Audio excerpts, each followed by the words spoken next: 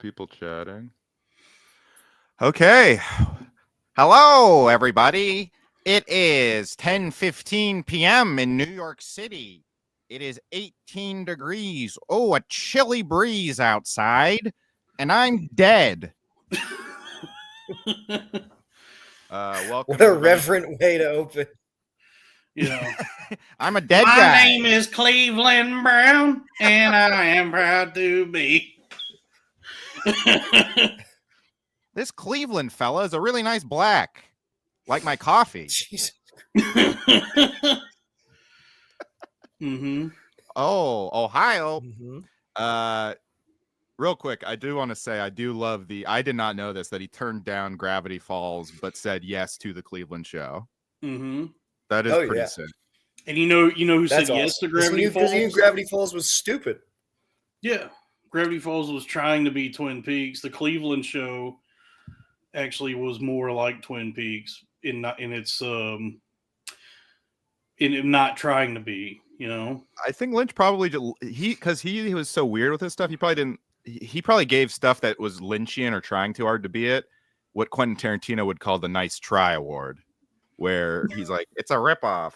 Because Paul Schrader told that story on his Facebook. He's like, I gave David this movie because I said Blue Velvet reminded me of it, and I wondered if it was a reference. And I went and I said, what do you think of the movie? And he said, I didn't care for it. I thought it was a little weird, which is a very funny review for David Lynch to say. Well, he wasn't. Hang on, that's because it was a Kenneth Anger movie. It was Scorpio Rising, and it's like a gay film. And David Lynch is right wing. Is he right wing? Really?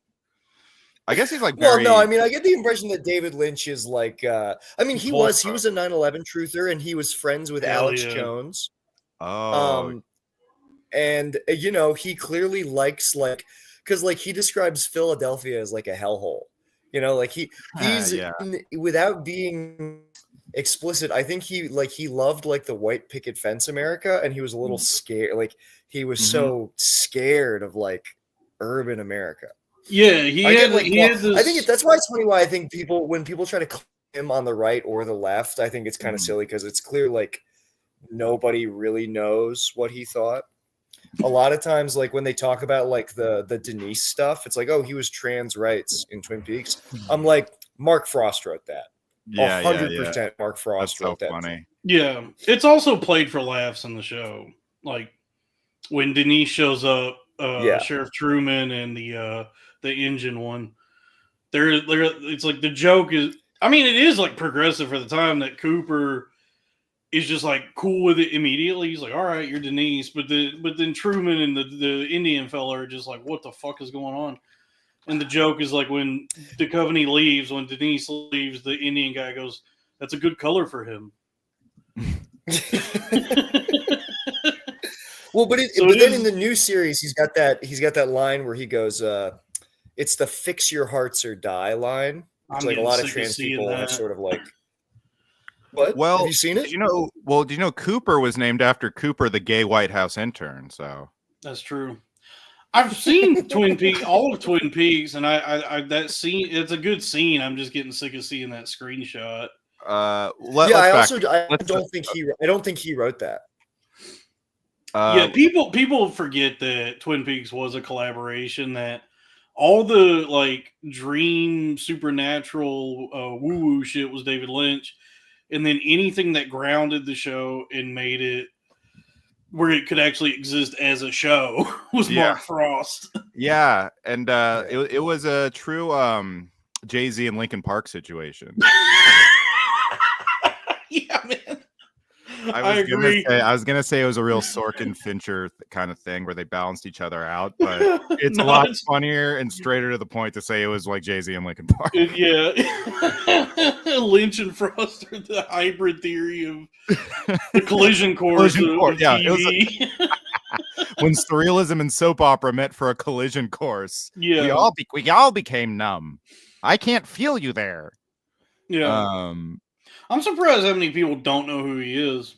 Like he's like always registered as like pretty iconic, you know, like even if you never seen anything he's done, I feel like you've at least he's like a fixture of culture. As like even like he was always like the weirdo in the corner.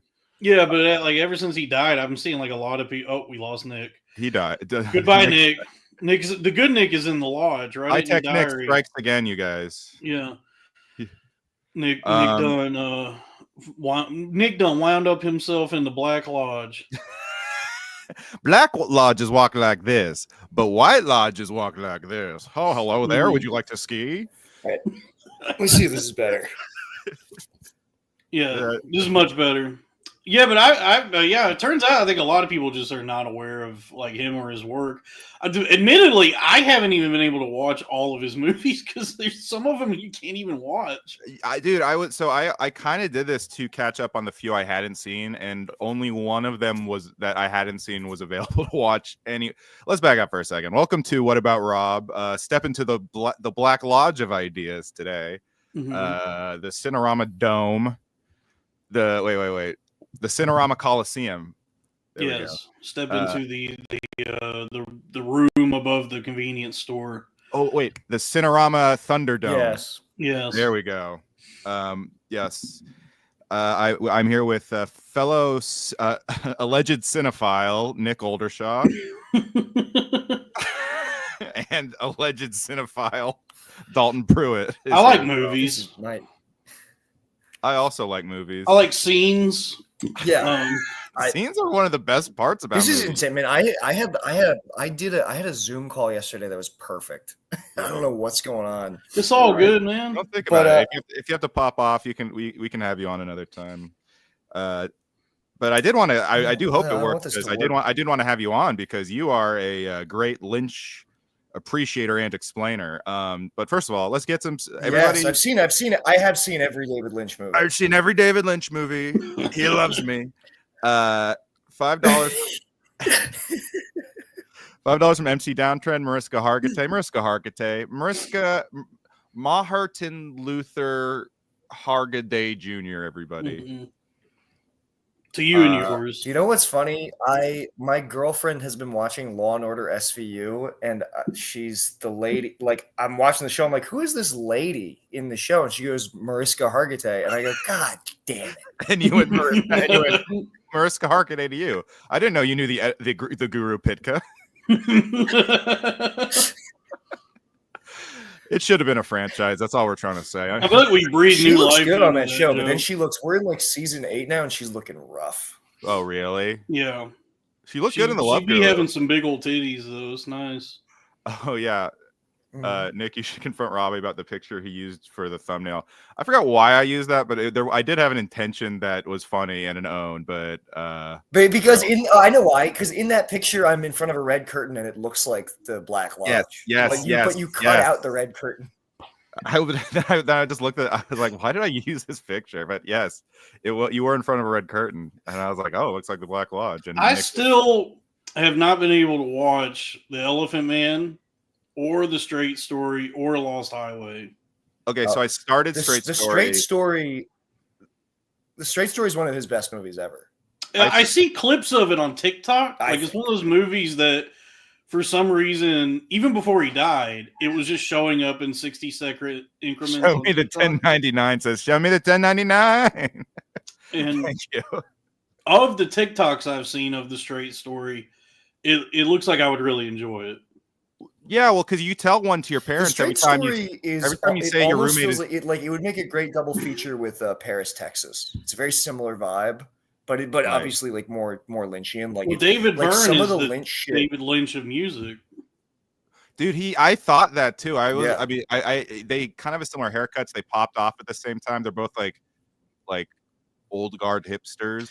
In fact, Stop Making Sense feels like those like live the concerts in the third season of Twin Peaks.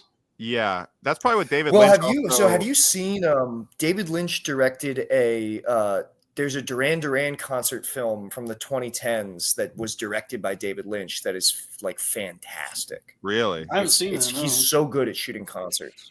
He has I forget what it's called.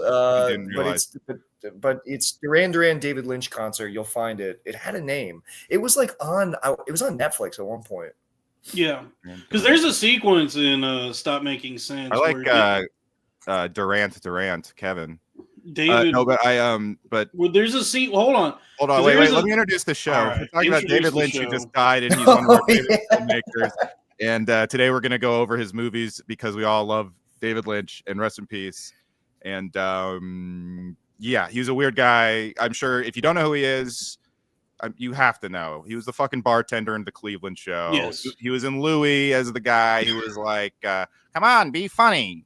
You know, he was in the Fablemans at the end of the Fablemans. And now that was the last thing he ever did, that scene is even better. And I already loved that scene when it came out. Michael Hall said, "I didn't even know he was sick."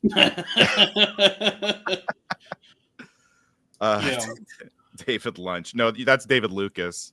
Yeah, David Lucas is David Lynch. But I was I was gonna say there's a sequence. Oh, and I also want to say, Stop Making Sense is also something David says when he's directing. And it's been making too much sense. No, but there's a Blue Velvet sequence in Stop Making Sense where it's reminiscent of Blue Velvet to me, where he's like dancing with a lamp, which reminds me of the pale Roy Orbison guy in Blue Velvet who sings. Oh yeah, he's got that light, that whatever that the light is. Oh, Kendall Roy Orbison. Kendall Roy Orbison. That guy's a good actor too. What's his name? He's a great character actor. Oh, fuck, he's in. Why don't we go around the horn and say what is your favorite Lynch and what is your least favorite Lynch, and are there any you haven't seen? Well, I can tell you my least favorite Lynch was Emmett Till. They shouldn't have done that. I wrote that joke for a roast tomorrow. God damn it, dude. All right, if anyone's going to the Dan Wicks fiasco tomorrow, no one blow that joke for me. Yeah, is there one that got you into him, and did you like him like when you? Because I loved Mulholland. Mulholland Drive was my first. That sounds like it fucked me, but no, it was my first Lynch, and I like immediately. You know when you're like just first watching movies. Like, it gave me that same thing Pulp Fiction did, where I was like, oh, my God, I didn't know movies could be, like, that cool and good and interesting. And, like, you know, and I felt a little smart because I was like, I enjoyed that, even though not a lot of people would probably get that. But I also didn't know what the fuck happened in it. And I really enjoyed David Lynch's little DVD insert with the clues. And I really tried to figure it out from those clues. I got, like, obsessed with it. Apparently, he, like, just was like, I don't know. Those clues are a troll. Yeah, I guess that's why that's such a funny. I don't know what insert. any of this really means. Yeah, I could get into my actual theories about Mulholland Drive here in a minute, but the first like anything of his I ever watched was like I was a teenager. Do you guys remember the store in the mall, FYE, where you could buy over? Yeah, of course. I was at FYE and they had this like some special edition of Eraserhead or something where it was like on the cover was it was like the lady in the radiator with the face, the fucked up cheeks. And it said I don't even think it said Eraserhead on the case. It just said in heaven, everything is fine. And it was like really striking to me. So I spent like $80 on whatever this edition of Eraserhead was at FYE because I just thought the cover looked cool. And then I went home and watched it. And I remember thinking like, okay, I have no clue what's going on. I don't know what this is. Am I gone or is Dalton gone? Do what? What? What did Nick? Nick, what'd I you don't know. say? He kind of froze. I did or he did? Because I can hear you. You're lagging. You're lagging again, you lollygagger. God damn, dude. It's all right. This is kind of my and a lot of people's experience with David Lynch's work.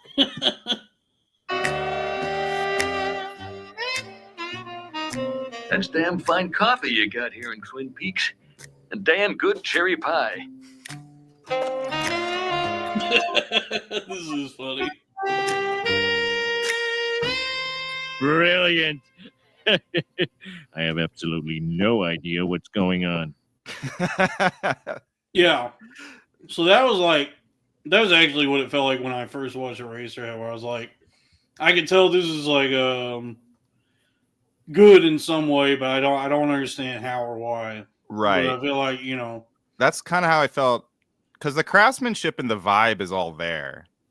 What I like about Lynch specifically, broadly, about almost all of his work to me, is that all of them feel like dreams, and I think he really nails he's the a very variety good. of kinds of dreams and kind of emotions that you can feel in dreams, and like the bizarre logic or lack of logic in a dream. And I think that's such like a universal human thing that is very hard to depict and not just come off as pretentious. Actually, like make it seem. Yeah, because usually, like the way dreams are like depicted in movies, they're more, they make too much sense. Like when you watch a movie where someone's dreaming, it's always just like, yeah, this is a dream sequence, but like an actual dream. And this is like what David Lynch got right, is like where you're yourself, but you're also someone else, and maybe also another person. And black kids and white kids can play together. And yeah, like an actual dream, like truly is like this uncanny feeling where it's like familiar and unfamiliar at the same time, because it's like your own mind in like a bizarre, unfamiliar situation, but you're like, oh, this is of course this would happen. Yeah. And so, Eraserhead has that, is like, is like one long dream sequence is what it felt like to me. And and obviously sorry, go ahead. No, and I mean, I remember like by the time I was alive and watching TV, Twin Peaks had already come and gone at that point. Like the show and the movie had all come out. And it was just like this thing that existed. And I would see like, I'd be watching like the Chiller channel back then, where every night they would have like a Twin Peaks block. And so I just kept seeing commercials for it constantly. Right. But I never knew what it was. And it didn't, at the time, it didn't look like something I'd be interested in. Like I just remember they constantly aired these commercials. So it was like something I was like kind of aware of, but it wouldn't be until years later that, I actually watched it. I'm trying to think, like, of his movies. I guess like of what what I've had access to, what I've actually been able to watch. Probably my favorite that is Wild at Heart. I see. I want to rewatch that because I watched it in high school and I remember loving it, but I haven't seen it since. And I think I mix it up with that other Nicolas Cage movie from that Snake Eyes. No, that's a great movie though. That is a cool movie. Maybe I mix it up just with Natural Born Killers or something. Wild at Heart's awesome. It's like really funny, but it's also Wild at Heart is bad. I can finally hear you guys. Wild at Heart is the bad one. Sorry. Really? Why? Why is it bad? I was telling Dalton that I loved it. Wild at Heart is like I like all David Lynch movies. I like Dune more than I like Wild at Heart. Because Wild at Heart is just Wild at Heart is just and I should love it. I love Nicolas Cage. I love road movies. I love David Lynch.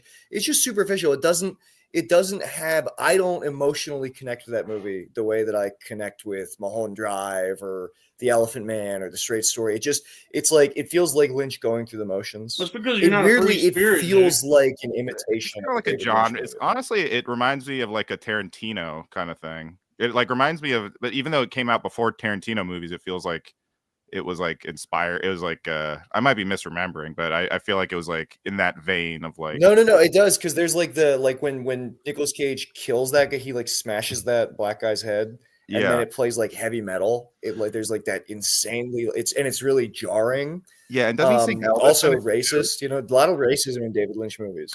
Mm-hmm. Wonderful, very racist guy. Very racist. We rest in peace. Get him! Look at that man with dark skin. Get him! Please don't date my daughter. Yeah. Like True Romance and that movie came out the same time, and also they both were like about killers who were obsessed with Elvis, I guess. Or I just remember. No, they were Sailor and the Laura Dern character. They were not killed. I don't think they were killers. No, they were just like. Isn't it a really violent? Well, they're on the run. They're on the run because he killed somebody. But they weren't killing random people. He does get into fights, and he is obsessed with Elvis, and he has a snakeskin jacket. Right. Yeah. Man, I don't know what I was confusing this But- for. It's a fun movie. I mean, they get roped into. So he gets roped into like doing crime with Willem Dafoe. Oh, see, this sounds great, Nick. How do you Yeah, like and it? then Willem Dafoe makes Laura Dern come just by being like creepy and scary. Yeah, Lynch, much like all great directors, has like strange sexual undertones to all of his movies. Oh, sometimes just overtones, dude. Or yeah, and strange overtones. He was horny as shit. Frankly, strange overtones. Yeah. Oh my yeah, God, he was very horny. It was in AFI's 100 Years, 100 Laughs. 100 Years, 100 Laughs. That sounds like something he would. Dude, that scene where they les out in Mulholland Drive is like, oh yeah, dude, that's like more sensual, like more horny than like a lot of porn. Yeah, the way he captures the sapphic bonding between those two. Dude, the craziest scene is real quick. What is your favorite Lynch movie? You already said your least favorite, Wild at Heart. It's hard. I mean, I do count The Return as a movie because it was shot as a movie. Yeah, why not? It's one. It is, and also they've screened it as a movie. They've screened it as an 18-hour movie without credits. He only did 2 TV shows, right? It was On the Air and Twin Peaks. Yeah. He also did this 3-episode anthology show called Hotel Room for HBO, but he didn't direct all the episodes. Okay. And there's actually a really cool episode of that show with Crispin Glover, and I don't remember who the woman is in it, but it's something like she's blind and she gets her sight back for one night, but then the power in the hotel goes out, so it's pitch black again. Ooh. And it's a very like good little 30-minute episode. But no, the Twin Peaks: The Return, because it was like when they reached out to people, they like reached out to them about like being in a movie, and it was from a 400-page script. It wasn't like episodes; it just was a movie. That's cool. That's so cool. What I was gonna say is the sex scene in the last episode of The Return, when they're doing like sex, when Cooper and Diane are doing sex magic to like jump to the next dimension, that is like porn. It's crazy. Yeah, I remember watching that episode when it aired and I could feel the sex magic. Your blood sugar went up? Because it doesn't when they fuck each other, when Cooper and Diane fuck each other, it doesn't feel cathartic or sensual necessarily. It's like evil sex. Yes, it is. It's very evil.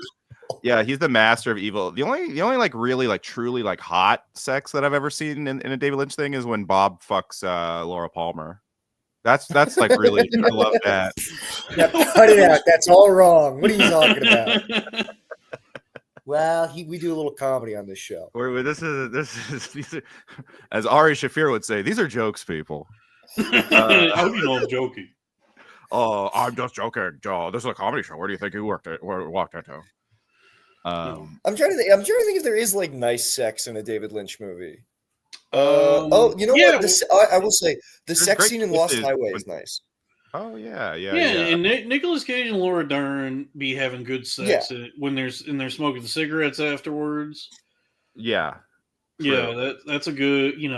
David Lynch was a pussy getter. He understood. It does kind of seem like he could have been a virgin. I can't tell. No, did you watch? He seems like that, except he had like a daughter when he was like in his late 60s. So you're like, okay, did you watch that documentary? All these women who he worked with, like I've never seen someone die, and like all these chicks he worked with being like, oh my god, I wanted to fuck him so bad. Yeah, like, did you watch the documentary that came out a few years ago? No, it's really good. Yeah, The Art Life. Yeah, dude, he's talking about like I think even the Blart Life. It was about mall cops. Yes, that's a good movie. No, there's a scene in that documentary where I think it's even before he made Eraserhead, where he's talking about being with his first like girlfriend or whatever. He's like, yeah, and then she told me she was pregnant, so that was a big surprise. Oh, perhaps the greatest jump scare I've ever seen.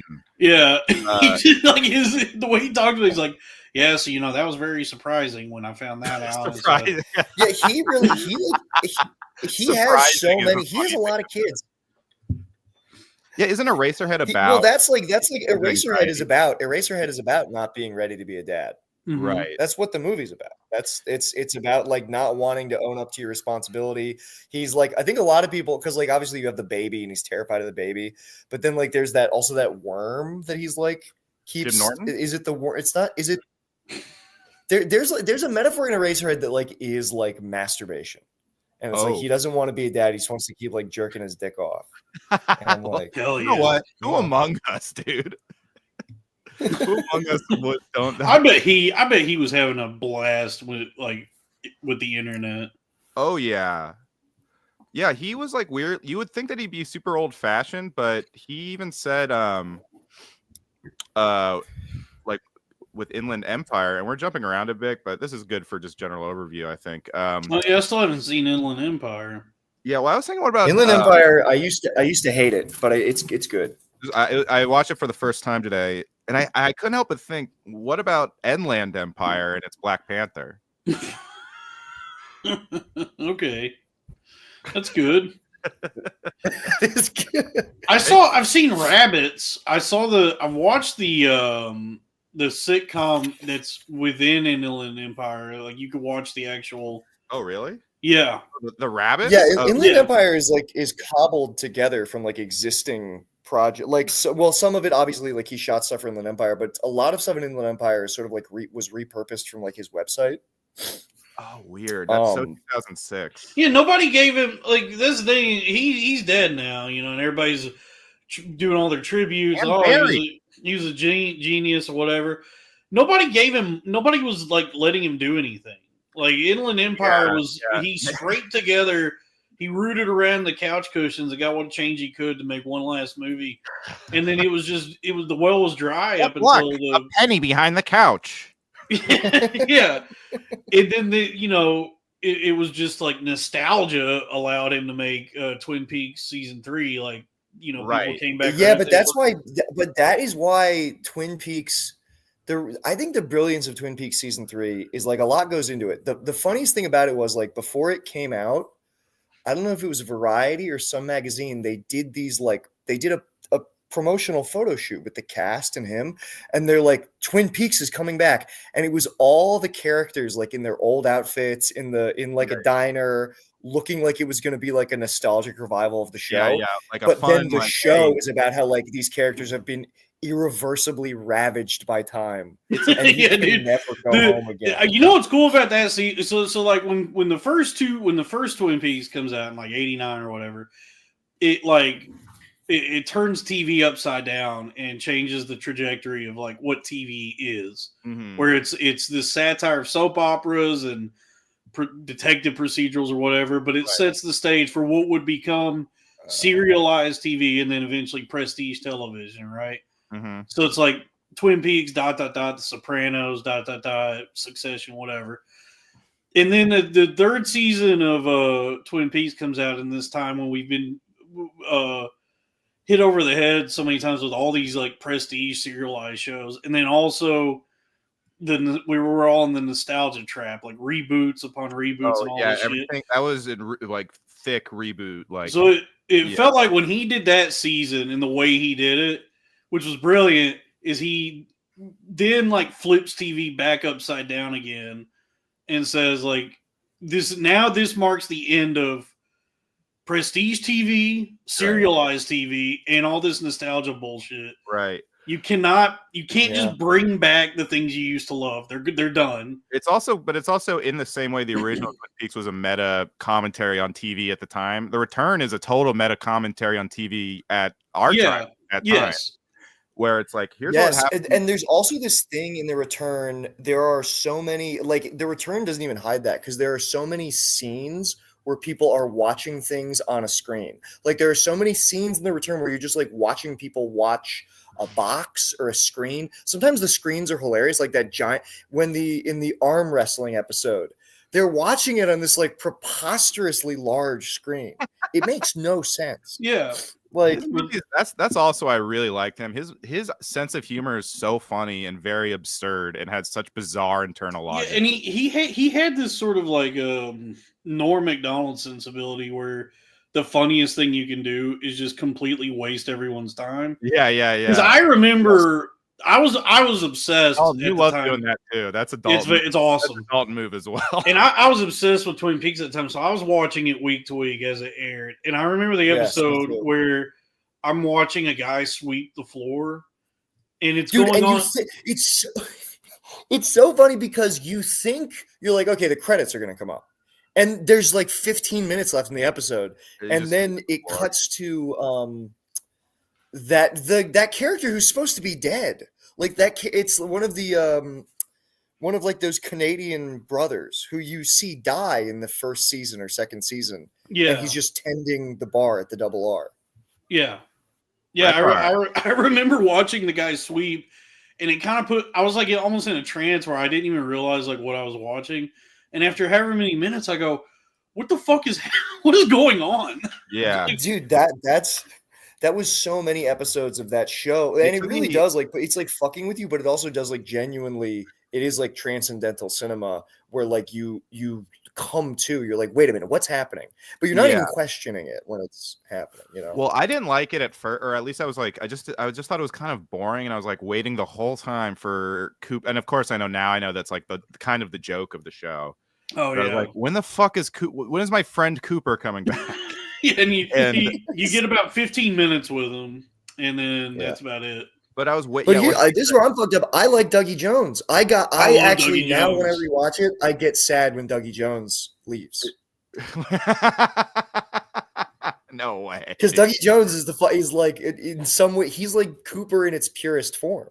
Yeah, well, like I love David. I'd given David so much benefit of the doubt. Like, but I was just like, obviously, I'm not really getting what's going on. But it just took me a lot of tries to get through it. But then once I did, and I started to understand what he was doing, I saw how brilliant it is. It is like first of all, the timing is amazing that he actually did get to make it like exactly when they like Laura Palmer says it like in 19 years or whatever. That's crazy. Years, yeah. 25. He like timed that perfectly, and then it could not be more obvious in my opinion that it's his final. He wanted that to be his like final statement. And I don't think he wanted to die. I don't think he. But it works because it culminates like it's a culmination of it calls back to like Eraserhead. It's like all of his motifs are like iterated. I think a lot of directors get out there like, okay, it's not always their last movie. When it is, that's very interesting. But a lot of times they finish it because they're like, I know I could die soon, and I have to get this out before I die. And then they kind of keep making movies. Like I kind of think Once Upon a Time in Hollywood is kind of like Tarantino's like actual final statement, or at least what he wanted to get out. And like he's gonna die, and Hamas is gonna attack Tel Aviv while he's there with his wife. And... Hey, here's the thing about him. Here's the thing about the Mossad. Okay, they've cool big guns. All right, and these big guns. It's like a Western. Okay, and it's like the man with no name. Tarantino should. But I like well, there's I don't know. There's so many things that are coming to mind about David Lynch. Well, so my original point I wanted to make was you would expect him to be like Tarantino or Nolan or a lot of these auteurs to be a traditional film kind of guy, but David Lynch was like, I love digital and I want to make everything on digital after Inland Empire, because Inland Empire is shot on like a fucking DV cam, right? But he was like, it's amazing. It's like a toy camera, yeah. It was shot on like the same equipment they used to make like the first few seasons of It's Always Sunny in Philadelphia. Yeah. I gotta say the remaster is No. It was much worse equipment. The Always Sunny, because Robbie and I worked with those digital cameras when we made a movie this last summer. No, David Lynch was shooting on like mini DV, like it was literally a camera you could hold in your hand. But Dalton's right. The pilot. The unaired pilot of Always Sunny was also on that, and you can tell. Okay. They redid it for the actual pilot, but the first original pilot was just some shit they shot on DV. Yeah, which makes Sunny a great story that it got made. the first few seasons of Curb look like that. Like they're made. Yes, like well, dude, like the first 10 seasons of Curb, I feel like. Yeah, I feel like Larry David never really cared. Camera for what? Just point it. We can be funny. Yeah, I don't think Larry David's like a please, technologically $1 billion. guy. But yeah, David Lynch was like, yes, digital makes it so it's easier to make the movie and make it a dream or something. Like he said something like that. Yeah. Well, digital also, the thing that is true about because there's David Lynch, there's film David Lynch and digital David Lynch, and they are different because film David, I mean the things that I like about filmed David Lynch movies, there's a fidelity there that's missing when you get even Twin Peaks looks kind of flat.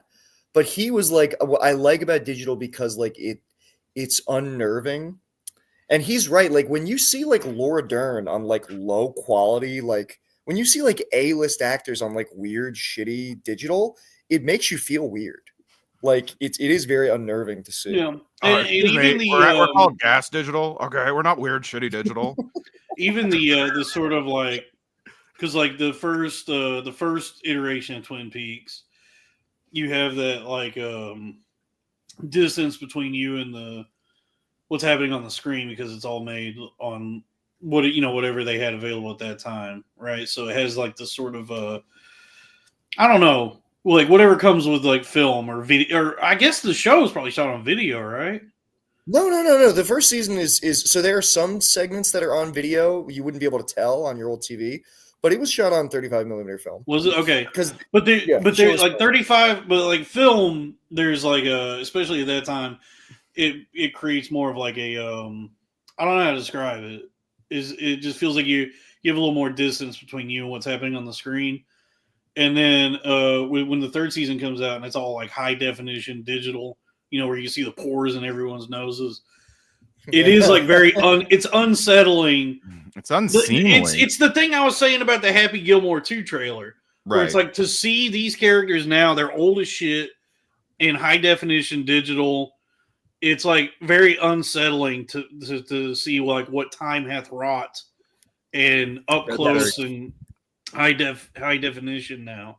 So I can see why he embraced a guy like him would embrace new technologies because it allows him to right.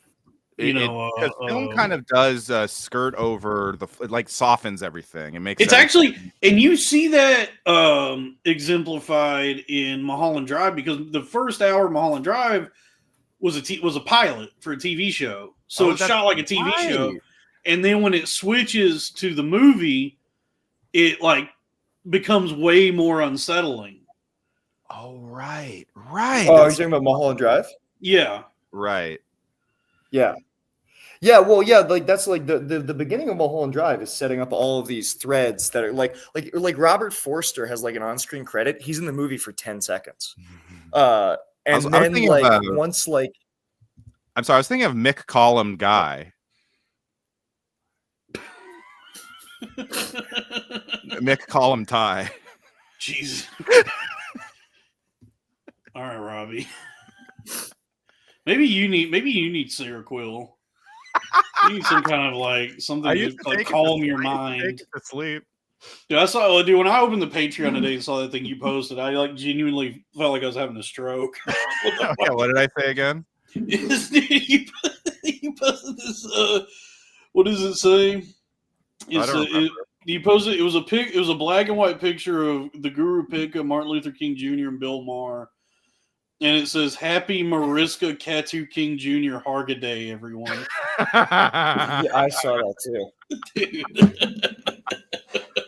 Damn, dude, that's awesome. I'm the man. Yeah. You know what's funny is I remember I came up with that last night and I scheduled it to come out. I put it in the schedule. Yeah. It made me happy. I mostly did it for you, Dalton. And I mostly did it to make you annoyed. You know what my favorite thing about David Lynch is? Very, very, very few black people. That is nice. We get Richard Pryor. Maybe that's it. You get And no, in Blue Velvet, you have Double Ed. It's my favorite David Lynch character. Kyle MacLachlan goes, "Hey, there are two black guys who are always standing next to each other, and they like finish each other's sentences, and their name is Double Ed. Nice. They work at the hardware store in Lumberton." Wow, that's crazy. Yeah. Where's and then, Eddie? Oh, and then there's the wait. Where's Eddie though? Okay, that's a good question. Ed and Eddie. And then there's the MC at the Roadhouse in season 3, the guy who introduces the 9-inch nails. Well, he's from the original series because that's why. Okay, that's another thing that's weird, and then we'll get off Twin Peaks. That little man who's the MC at the Roadhouse is from the Black Lodge. He sings in the sycamore trees in the Black Lodge in the last episode of the original show. Oh, that guy. He sings in the pickle Rickamore trees. Shut up. We don't do puns on this show, Jules. Oh, okay. Fuck. What else do I? You know what I really like about him? Like, even beyond the movies, which I guess as an artist you should, it's like focus on the movies, the actual art, right? But just like as a guy, he was like a pretty like astoundingly normal kind of dude, it seemed like. And I love that he was like a meditation guru who also smoked 3 packs of cigarettes a day, ate fast food, drank Cokes. Like, I was just, he was all into that like transcendental meditation cult. Right. He's like, one of the prominent leaders of this. I don't know. This like meditation thing, but it was always fun to just imagine him like meditating, but the whole time he's just like, I want a fucking cigarette right now. I went to his in September. I went to his an event it was like a benefit for his foundation, and it was really cool. I've never been to like a benefit before. It was very Succession, but he Skyped in because he's obviously ill, but he's like, okay, and now I will lead a meditation to the tune of the Beatles. And then everyone meditated to Across the Universe. And it was actually like genuinely very moving. And especially like, I don't know. I think I really like about him is despite his movies being known as pretentious or whatever, he himself seems so sincere in everything he does, everything he says. And I really like that. Like that fucking like his movies. Like Alex Garland from Civil War, he's like, I'm so smart. I'm a smart guy. Your brain can't fathom what's going on with Civil War or Annihilation. I didn't just write stuff down. I'm a deep guy. And like, but Lynch was just like, I don't know. I just wanted people to have fun. He beats the pretentious allegations because he only he was just genuinely like, no, I'm not going to tell you what this means because you need to come up with it. So like, David Lynch would only if you watch David Lynch interviews where people are like, does this mean this? He refuses to, or if you say, what does this mean? He won't tell you. But when people come up to him and they're like, I think this movie means this, he's like, that sounds like a great interpretation.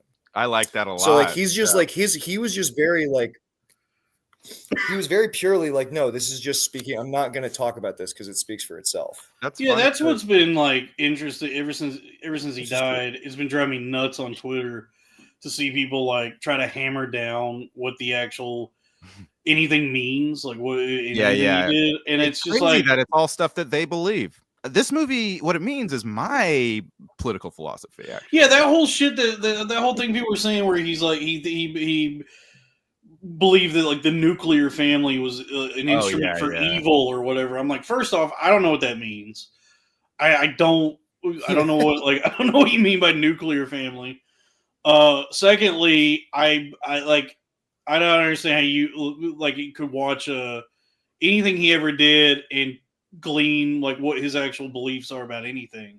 He was not an ideological filmmaker, so he wasn't trying to. No, and the whole point of his especially the nuclear family thing is like David Lynch's films are all about like contradictions. So like he believes in the power of the nuclear family, and he also believes that like your dad could rape you, and it could like really fuck you up. Like he believes in like the goodness of like small town America, but also it's that shot at the beginning of Blue Velvet. Under the beautiful lawn are the bugs and the dirt and all the stuff he hates. So and that's also like that's life, especially if you're into meditation and you That's think about like life. the yin and yang of life. It's like, yeah, it's both things.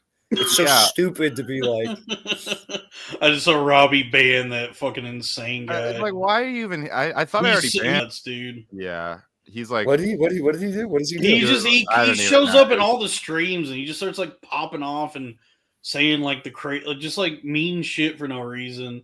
And everybody defends him. Everybody's like, "Oh, he's from the racist live chat," and it's like, get the fuck out there.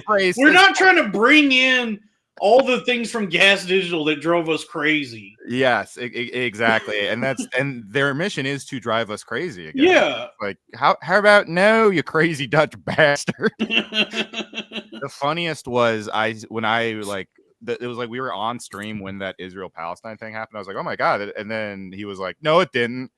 And then I was like, here, I'll pull up the article on the screen. And then he immediately was like, well, you're wrong about why. It's like, well, you just heard it happened. How do you already know I'm wrong? What the fuck are you talking about? Yeah.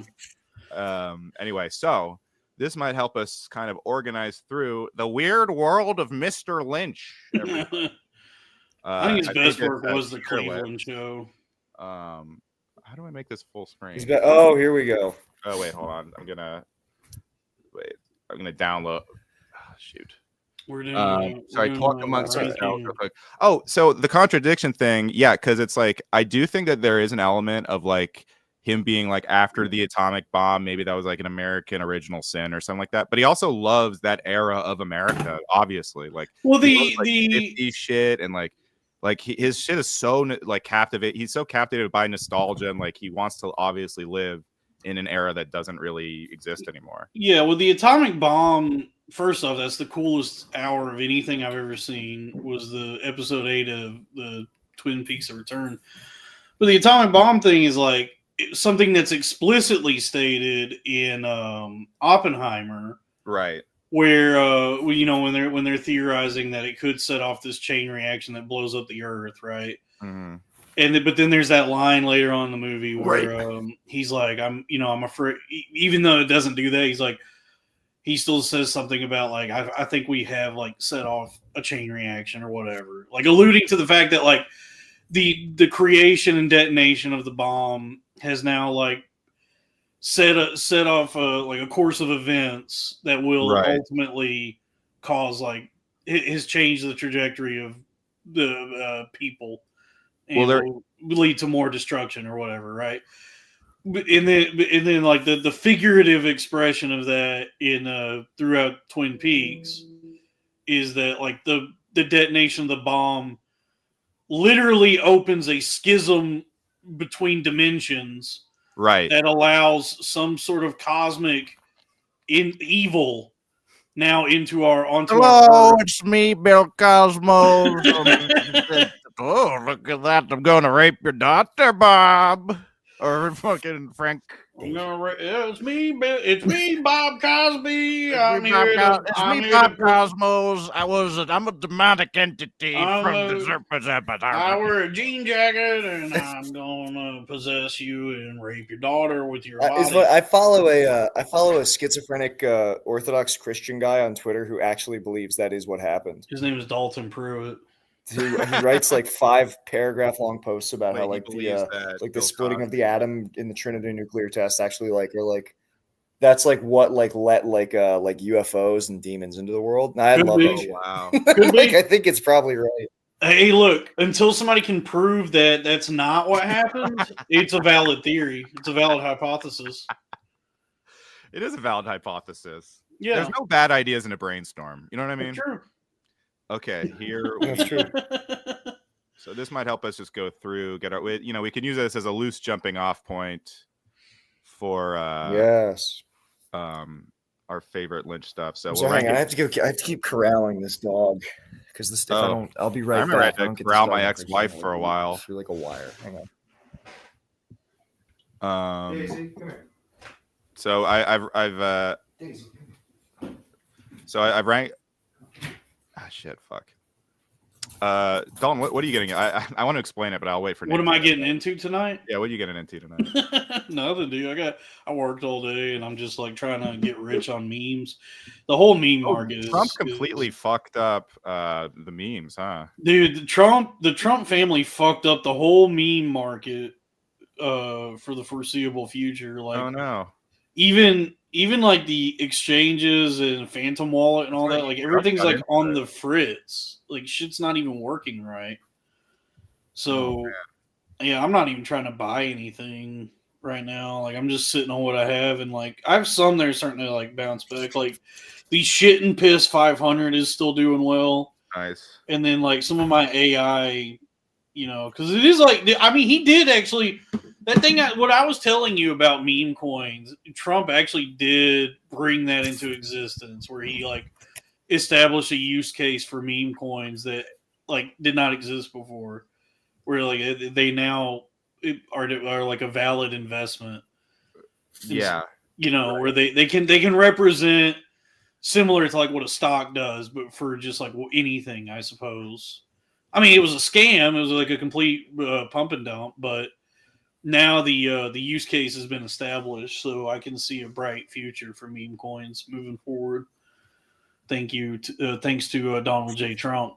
Thank you. Our once and future king. I think he might be. I've been kind of digging Trump. I don't know, but we can get into that later. Yeah. You know what's cool about Dune? David Lynch's Dune. The book is like pretty explicitly draws inspiration from the Middle East and Islam and Arabic culture.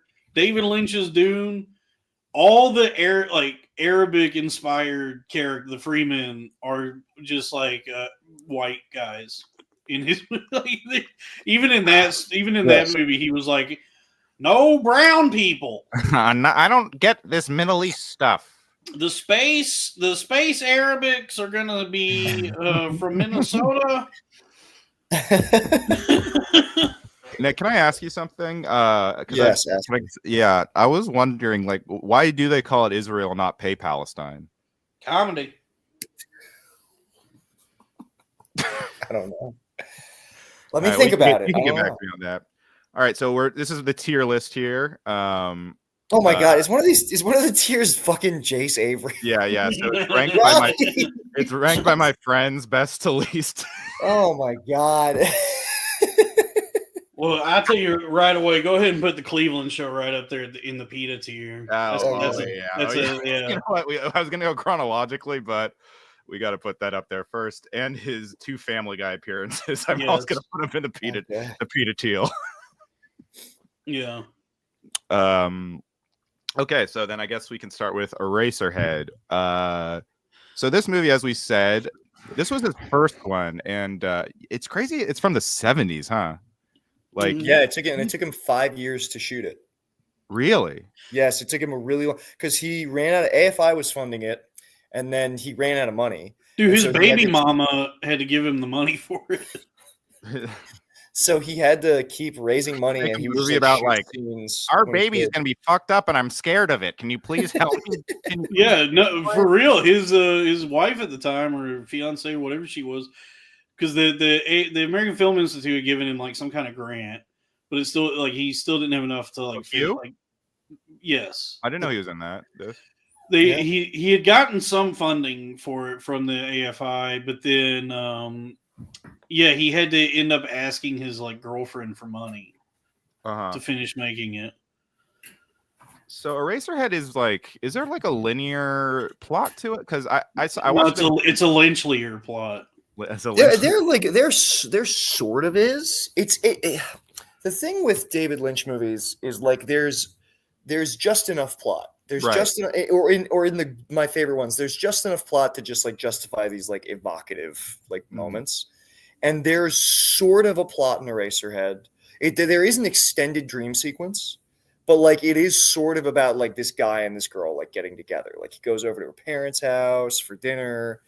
It's like you could see it as like a very like bizarro version of like I don't know, a young man's experience in like his 20s. Yeah.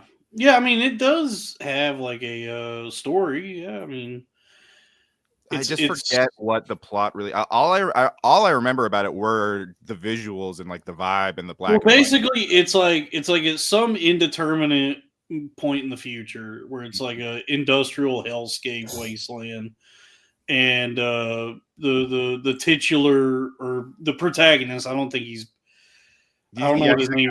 He doesn't have. Yeah, just the fucking guy, who actually is the actor's Jack Nance, who is in Twin Peaks, is the guy that finds Laura Palmer. You know what's so sad? Really? Later in his life, he was so desperate for money, he was doing like fetish porn. Nice. Oh no. There's like low quality like VHS footage of him like getting spanked. David Lynch, as like George C. Scott in Hardcore, watching that guy get spanked in a movie. This is awful. Oh my God! Look what they're doing to my dear friend. Oh my God! That's my star. That's my movie star. But the movie itself is like, yeah. So he lives. It's like the future, and everything is like sucks and industrial and noisy. And prior to the events of the movie, he's got a girlfriend and he's gotten her knocked up. And so where we meet the character is like he's already got, like, she's already pregnant, or maybe already had the baby. And now he's like dealing with the anxieties that come with being a dad, Mm-hmm. in the industrial dystopian waste hellscape future or whatever. So, he goes over to the parent, have dinner with her parents, and then the mom like has an orgasm or something at the table when he cuts into the fucked up future chicken. I remember that. Yeah, just cut them up like regular chickens. Well, no, the chicken starts. The mom doesn't have an orgasm. The chicken starts like bleeding. The chicken starts bleeding, but then the mom starts like stimming or like spazzing. I thought she was having a react. I thought it was like, I was interpreting because like he has a look on his face like, oh no, I fucked up, and I thought like everybody was having a reaction to like they also think it's gross that the chicken is doing that. Right. Because then like the girl runs out of the room, and I thought, does the dad start screaming? I can't. It's been so long since I've seen it. It's just like, to me, it's just like that scene is really funny because it's just like, it is just like you're trying to make a good first impression and you fuck up in this nightmarish way. Yeah. And you just like ruin dinner. Yeah, but then basically like he's anxious about being a dad, and him and his girlfriend, like, she has the baby and the baby's all fucked up. She actually abandons it. Like, she leaves. She's like, I can't do this, and storms out.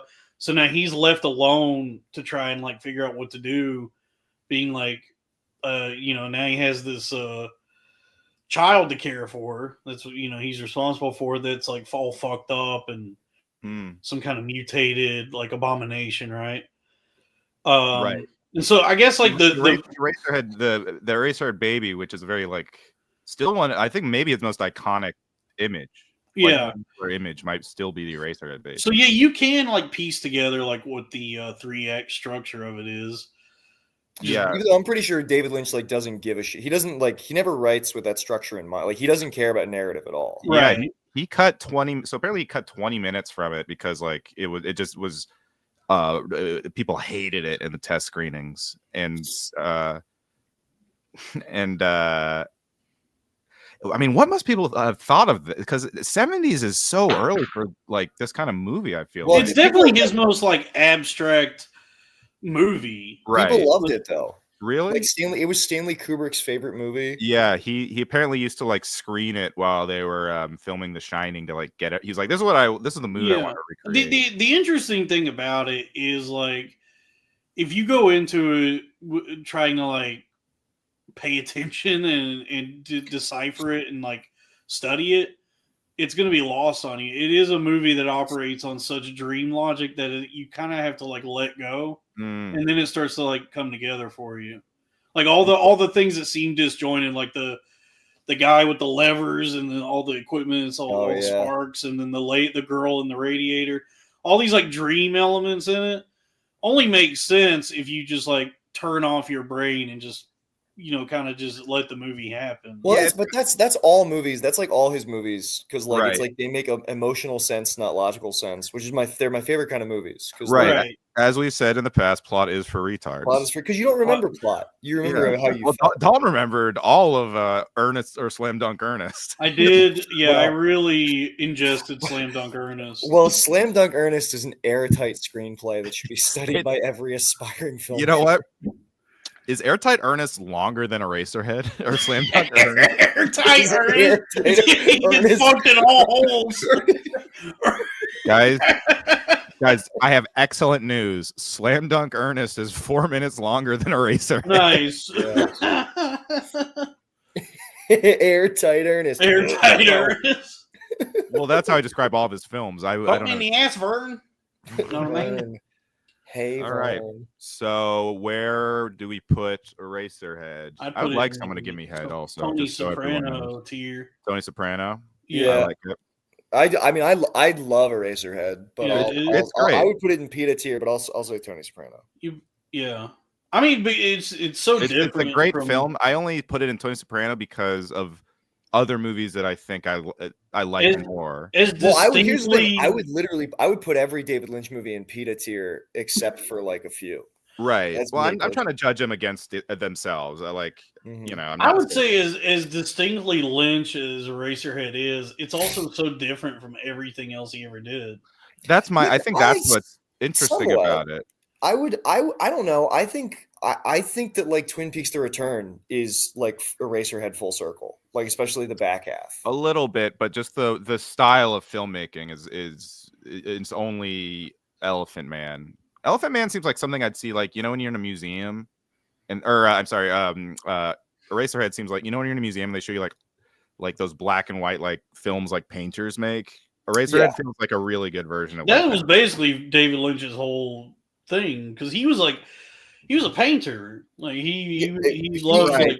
like, but his narratives later were he ended up writing great scripts, I think, or at least like having a good feel for story, which a lot of those like more abstract stuff there's not a ton of story. So, Right. Kind of. I don't. I think I kind of disagree with that. I think because I'm with Dalton. He's considered himself a painter first and foremost. well, so did And, like- Hitler, okay? But is that what he was good at? Like the only like when David Lynch has the movies where David Lynch has a good story are when he's like working with other people's material or if he's like collaborating with like Mark Frost because like because straight story is like a true story and Elephant Man is a true story. yeah. Everything else that like is just from and Wild at Heart is adapted from a book, but everything else that's like just from his mind is like totally abstract. And, like, I totally wouldn't. not I real. think Lost Highway and Mulholland Drive aren't like I wouldn't call them I mean, they're abstract in their filmmaking and how they're presented, but the stories themselves, I understand. I think Mulholland Drive is really abstract because it's not clear like she literally like midway through the movie you're like, oh, these characters aren't who we think they like, and she might be dead. Like Right, like but that informs what's going on. Like her dream, we'll talk about this when we get to Mulholland Drive. It's like her dream of what's going on. Just it just makes her reality much more horrifying. You know what I mean? Like Right. even though it doesn't connect to the plot. It's so interesting from a character perspective and actually like helps you fill in the clues of what's going on. yes, but we won't. I love debate this too much, look, I the thing that's interesting about it is like you remember it like that, but when you actually watch the movie linearly, the timeline contradicts itself where it's like it couldn't be a dream because Sure. things that happen in the beginning are then like followed up on at the end, even though that's supposedly meant to be taking place like before. It's like it's got this like the interesting about timeline is Lynch, like circular. Lynch loves to do this where he has alternate realities that bleed into each other, and then you're never sure which reality is what. Like that's a Right. huge theme of his, which is like I guess I mean more so that I think a lot of abstract stuff by painters in those movies are more visual and about the visual experience and like just trying to be evocative. Whereas I do think that there is a purpose and internal logic to what David Lynch does, and that's I gotta say, as we're saying these things out loud, I'm now better understanding why people would absolutely hate David Lynch. Why Zach Amico was like, rest in piss to this guy. Well, let me tell. No, I won't say anything. I saw him post that, and I was like, you look at some of the movies Zach Amico says are 5-star films. You go, all right, well, okay. Because I think like guys who love like cheesy horror and have a real true love for it don't like Lynch. I don't think that they consider Lynch horror. I think and I love Zach. I think there's a little slobs versus snobs to it, you know? Like, because I think David Lynch fans probably like, oh, well, I like elevated horror such as A24 and David Lynch. And they David Lynch movies are so I just want to say David Lynch movies are so A24 coded. They're so neon coded. They're Cat24 coded. No, they're not. I don't even think of him as like a horror director. No, like, his movies have scary things, but like I think horror fans like David Lynch because people say he's a horror guy, whereas he's more of a thriller director. Well, I mean, his movies have horrifying elements and can be very, very unsettling, and can like dig in more to like a more I don't know, like spiritually horrifying place than like a Friday the 13th movie. Okay, but let me is Ari Aster, is Hereditary and Midsommar horror? Because I think they're doing the same thing, kind of. Yeah, those are explicitly horror movies. Yeah, those are horror but movies. It's the same kind of scary. No. I think so. No, like David Lynch, I think it's funny to talk about genre with David Lynch because I think he's like not concerned with it. Like there are things in his movies that are like sentimental. There are things that are they're like his movies contain romance, comedy, horror, and he doesn't like. But so does sorry, go ahead. He doesn't like show preference for any one of them. Like like a David Lynch movie isn't concerned with being a horror movie. Like it's like there are times when it's scary, but there's not like an overarching genre. Maybe you could say he's like a mystery director. That's like the overarching genre in a lot of his work is like it's a mystery. Yeah, but I think it kind of goes. It's like Beau is Afraid reminds me quite a bit of like a Lynch thing because it's dream logic and it's scary. It's like I guess Ari Aster just isn't. He's more broad with his strokes, I guess, but. And I would like to I would like a woman to stroke my penis. I would like some broad strokes from. Speaking of which, The Elephant Man, which I didn't want to see it because he based the story on my ex-wife.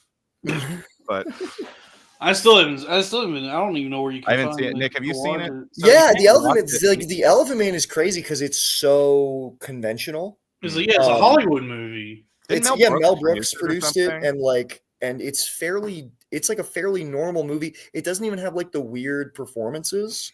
It just has like it's sort of bookended by these little like abstract sequences where the Elephant Man like dies and becomes like the star child at the end. And that's the only thing that's really like Lynchian about it. Does he meet Spider-Man in this one? What? Does he meet Spider-Man in this one? He does meet Spider-Man in this one, and they trade outfits. So the Elephant Man and Spider-Man team up, and that's actually how the Elephant Man is cured of his affliction by bonding with Venom. Right. Nick Fury shows up at the end like, you are one ugly ass motherfucker, and I need you to solve the New York Avengers.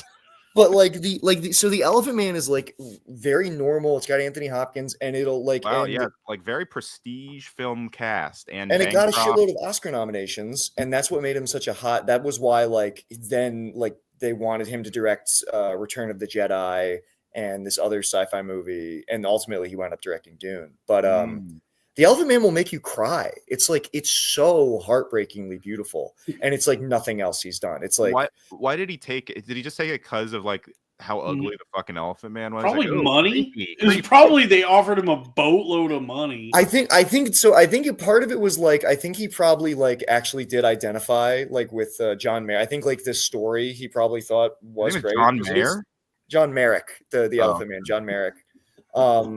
And also, like, Mel Brooks kind of let him make it the way he would. Like, Mel Brooks saw Eraserhead, so like when he was putting together The Elephant Man, somebody suggested David Lynch, and Mel Brooks was like, okay, well, I should see his first movie.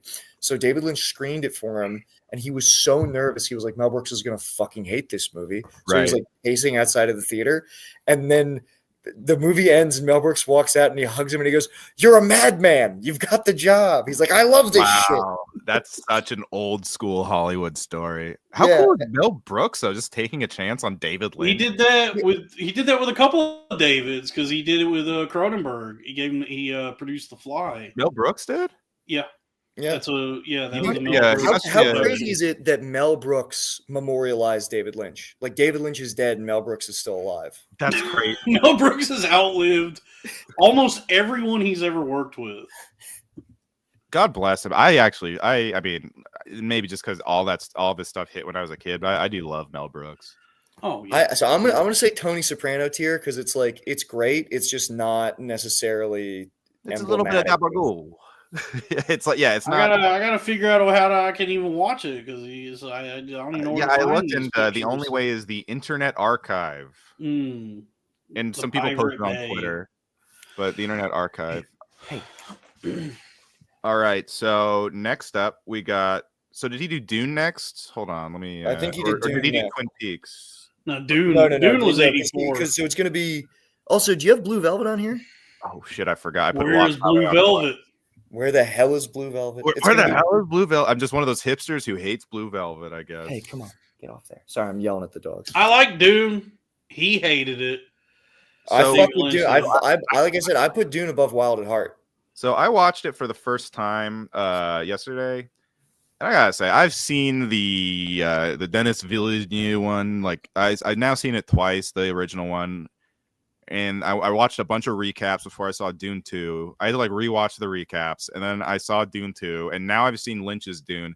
I still don't know what the fuck is going on in Dune. I don't understand the story. It's just too many people. What do you not understand? It's pretty straightforward. Who's in the house? What's going on? Someone's a messiah. Like everyone's like, you know what? I don't fucking get it. 7 of 10 99s. I don't know what you're not getting about it, because it's the same plot as Star Wars. So many characters and allegiances, and but this is why I liked Lynch's Dune more, because I'm with you, Robbie. The story of Dune does not. I'm not really like, I'm not engrossed by it, but I want to like it. But I can't believe I've watched it like 5 times. I'm still in the fucking dark about what's going on. Well, that's why the Lynch Dune is cool, because like, if you like, yeah, people criticize the narrative of Dune, but like, if it's sort of following the rules of all of his other movies, where I'm like, I don't care about the narrative that much. He's just putting cool shit on the screen, and he's doing it on like a fucking. It's like the biggest budget he ever worked with. It is really cool. Yeah, it is really cool to see him do. No, I kind of think it's not a great movie. I think it's a little like it feels very like 80s. It's. I mean, I just don't think it's aged that great. But I love seeing Colin McLaughlin in it. The acting's fun, and there's a lot of cool little Lynch stuff in it. And it is cool to just watch. The scenes with Baron Harkonnen are truly horrifying. Right. Like they're incredible. That's where Lynch got to go full Lynch with this, like, because this is a very Hollywood. So there were like executives or whatever that were breathing down his neck on this one. Right. But you still see like the Lynch like sentiment through the Baron Harkonnen scenes, because like those are truly disturbing moments in this film where you're like, because in the book it's like suggested, or it's never like explicitly stated that Baron Harkonnen is gay.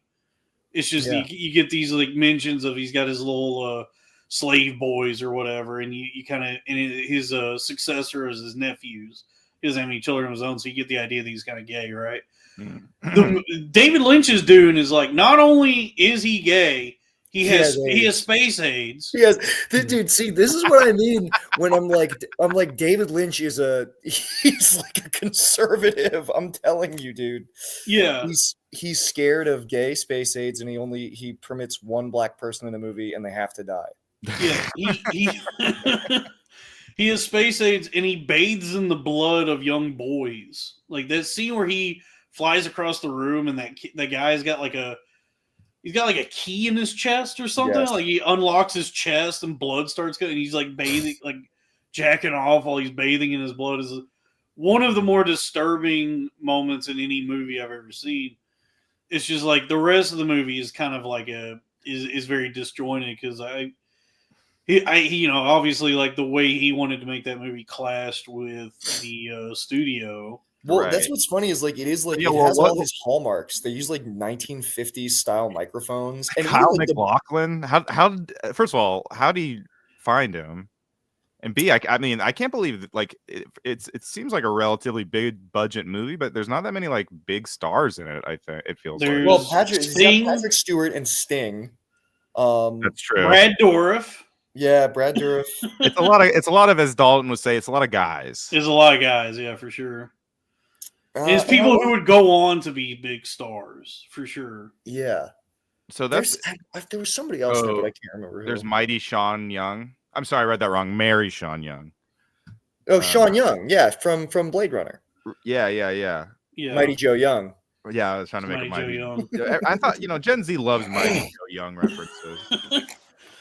I Jack- do. Eraserhead guy's in it. Yeah, Jack That's what I'm Nance. saying. It's like it seems like they just let Lynch like cast whoever in it. The movie is visually a spectacle. It looks awesome. It looks awesome, and it's better at because we're the new Denis Villeneuve rule. Yeah, whatever the fucking guy's name is that made the new ones. My name is Fancy Villeneuve. Yeah, those just feel like his name is Fancy Vanilla. Fancy Vanilla. His movies, those are just like big Hollywood epic, like movies. They just feel like Lord of the Rings movies, right? Yes, I do love it. The David Lynch Dune feels more like the Right. Yeah. the book because the book itself.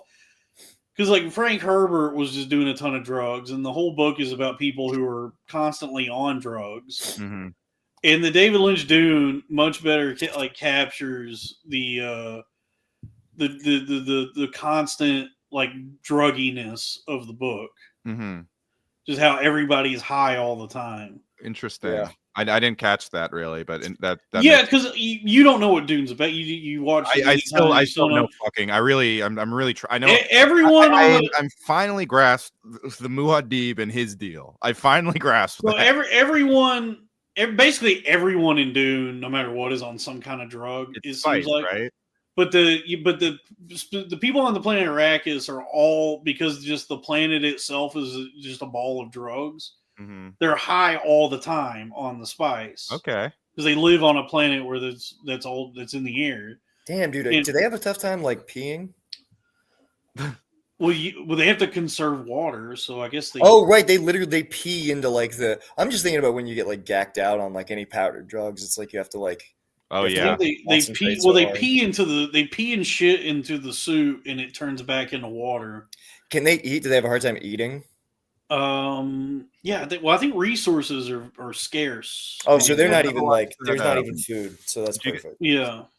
Did you guys ever watch that Jodorowsky's Dune documentary? And is it worth watching? It's worth. I mean, it's cool to like imagine like Orson Welles as Baron Harkonnen and. That would have been amazing, Cat. Yeah. They should cast Stavros. Stavros does just look like they had to put Stallone, the Skarsgård guy, in like a Brendan Fraser suit. Oh, dude, if you could just give me like a breakfast sandwich and some spice and some fucking Jimmy Dean's breakfast sandwiches, we could kill out all these fucking Arrakis. So wait, so what do we think about Dune? Where are we putting Dune? I put it in the. I think it's obviously a movie that he either didn't want to make or his vision was compromised. He was not happy with it. Yeah, and I thought it was kind of fun to watch, but I also, I wasn't like engrossed by it, and this might be just the fault of the material itself. You know what I love It about just the got movie? very complicated, and it wasn't good enough for me to like really want to figure The out. movie wins me over in the beginning, where it's the translucent image of the princess, and she's fading in and out and giving the introduction, and then she fades out, and you think the movie's finally going to start. And then she comes back on the screen and goes, "Wait, there's more." And then she keeps doing like the prologue.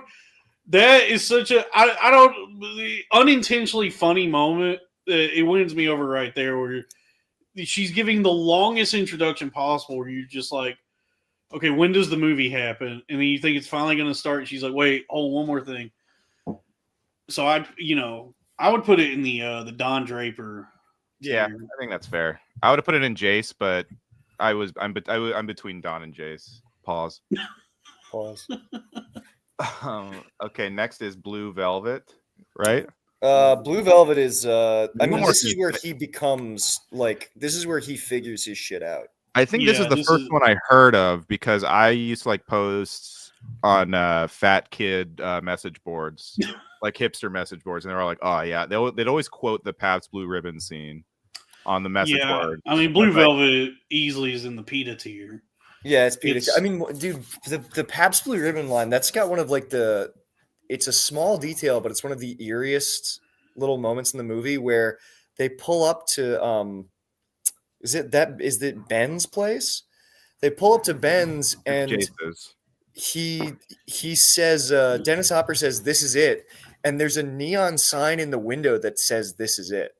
And it's it's weird. It's like this little, I don't know what you would call it. It's like a little moment of like synchronicity. I mean, obviously it was like designed that way, but like when you're watching it, it gives you this impression of like synchronicity that's like really unsettling. I need to rewatch it, but I will say it's what I love about Lynch movies is there's always some imagery that sticks with me. And of course the obvious one is, it's kind of an obvious one, but the going beneath the dirt, or like the beautiful suburban, and you go to the dirt and see the worms. I mean, it's kind of an obvious metaphor, but I don't know, Bugs is scary. Yeah. Bugs is scary. I remember, I think like my first introduction to this movie actually was, it was on TV one night when I was really young, because the image of the man in the yellow suit just like being dead but standing up. Yes. Oh, it's so good. I remember that's something I saw really young. You're thinking of Curious George, Dalton. Oh, that's right. Yeah, I'm thinking of the Robbie Williams biopic, which I hear is good. Everybody says it's good. It's supposed to be amazing. I've heard it's great. It looks. People just fucking hate musicals, man. But that imagery actually is like stuck with me, because I remember seeing that like as a kid, not knowing what it was or whatever, because I was too young. But then like when I actually went back and watched the movie, it clicked. Like, oh, I've seen parts of this before already. Well, the thing that's so scary about that is like, he's like, you're not sure if he's alive, and also like then you see like the husband who's been like talked about the whole is just like dead in the chair. It's like, that's a lost cause. Yeah, and it's such by the way, it's like, as much as it's like a Lynch movie where it has all the surreal and dream logic and all that, it's a very solid noir film. Like it hits all the beats of like a noir. Like Miller's Crossing or any. Yeah, much like Twin Peaks. It has like kind of like that. That's what I mean about like he does work with genre tropes, like like the detective and all that stuff. Or just some guy who gets a little too curious and now he's in over his head. Yeah, it's so. I mean, Blue Velvet almost has like, because he is a fan of like, David Lynch hasn't seen a lot of movies, but he does love like old like. He's not like a film buff director, which I think is kind of cool. But he loves like Sunset Boulevard. He loves Vertigo. Blue Velvet does kind of feel like Hitchcockian at times. That's what I'm saying. I think he's a little Tarantino-y in that a lot of his movies are almost like not to the same extent, but they're almost like riffs on movies and genre stuff that you've seen before, but like filtered through a nightmare. Well, Tarantino is interested in cutting a man's ear off. David Lynch is interested in the ear. Yes, famous quote. David Foster Wallace. Who said that? That was David Foster Wallace. Yeah. I'm glad he's dead. That's a good essay. That means by nothing. the way, Tarantino doesn't show you the ear getting cut off famously. He pans away. The essay is good. That is a very pretentious line. That means not. It insists upon itself. That's why people hate Lynch fans, is because they'd be like, "Oh, you like Tarantino? You child." Well, yeah, it's to shit on David Foster Wallace for a minute. Something that I hated about him is like when he categorized Lynch as like the new sincerity, because he was having his own hangups with irony, and people. This is an argument I've been seeing people been having about like, is David Lynch ironic or is he really sincere? It's another one where he's both. There are moments in David Lynch movies that are blatantly ironic. Right. Yeah. That he thinks are funny, and he's like, like Blue Velvet is full of like kind of like campy irony. Sure. Where like the characters are doing hokey, the fucking fake little robins at the end. Yeah, but then also his movies. that's- I'm sorry, these dogs are going crazy. That's also why the movies about movies point I'm trying to make is I laugh sometimes because he's almost doing okay, let's take how people would act in a cheesy movie and like to 1,000. Like as you said, allegedly, on the air was like the first Tim and Eric-y kind of thing. Yes, yeah, On the Air is great. So like when Frank, these dogs are so I'm sorry guys. When Frank is like Beautiful dogs. These hey dogs, you need to cut it out. When Frank huffs the animal Baghdadi nitrate and he starts like humping her so fast, it's like he couldn't even be having sex with her. Apparently, like the first couple takes got ruined because like David Lynch was laughing so hard on set. Oh, really? Yeah, that's funny. Well, good for him. Good for him. No, but yeah, I mean, because that's the thing. It's like what I love about him is, and I guess this is why he's not strictly horror necessarily, because a lot of his movies are really, there's a lot of comedy in them, and I think that's so true to dreams for most people, myself included, where it's like you'll be like laughing in a dream, and then suddenly the most horrifying thing you've ever seen happens, and I think he nails that that full range of emotion. Like if he was just good at doing nightmares, I guess he'd be more straightforward kind of horror director, but he kind of he's more interested in like, I don't know, just the actual accuracy. Hey, if all you want to see is nightmares, turn on the news. Also, when you think about a dream when you wake up, you're like, that's hilariously stupid a lot of the time, you know? And he kind of nails that. But here's why I would actually, and I'll give it a rest after this.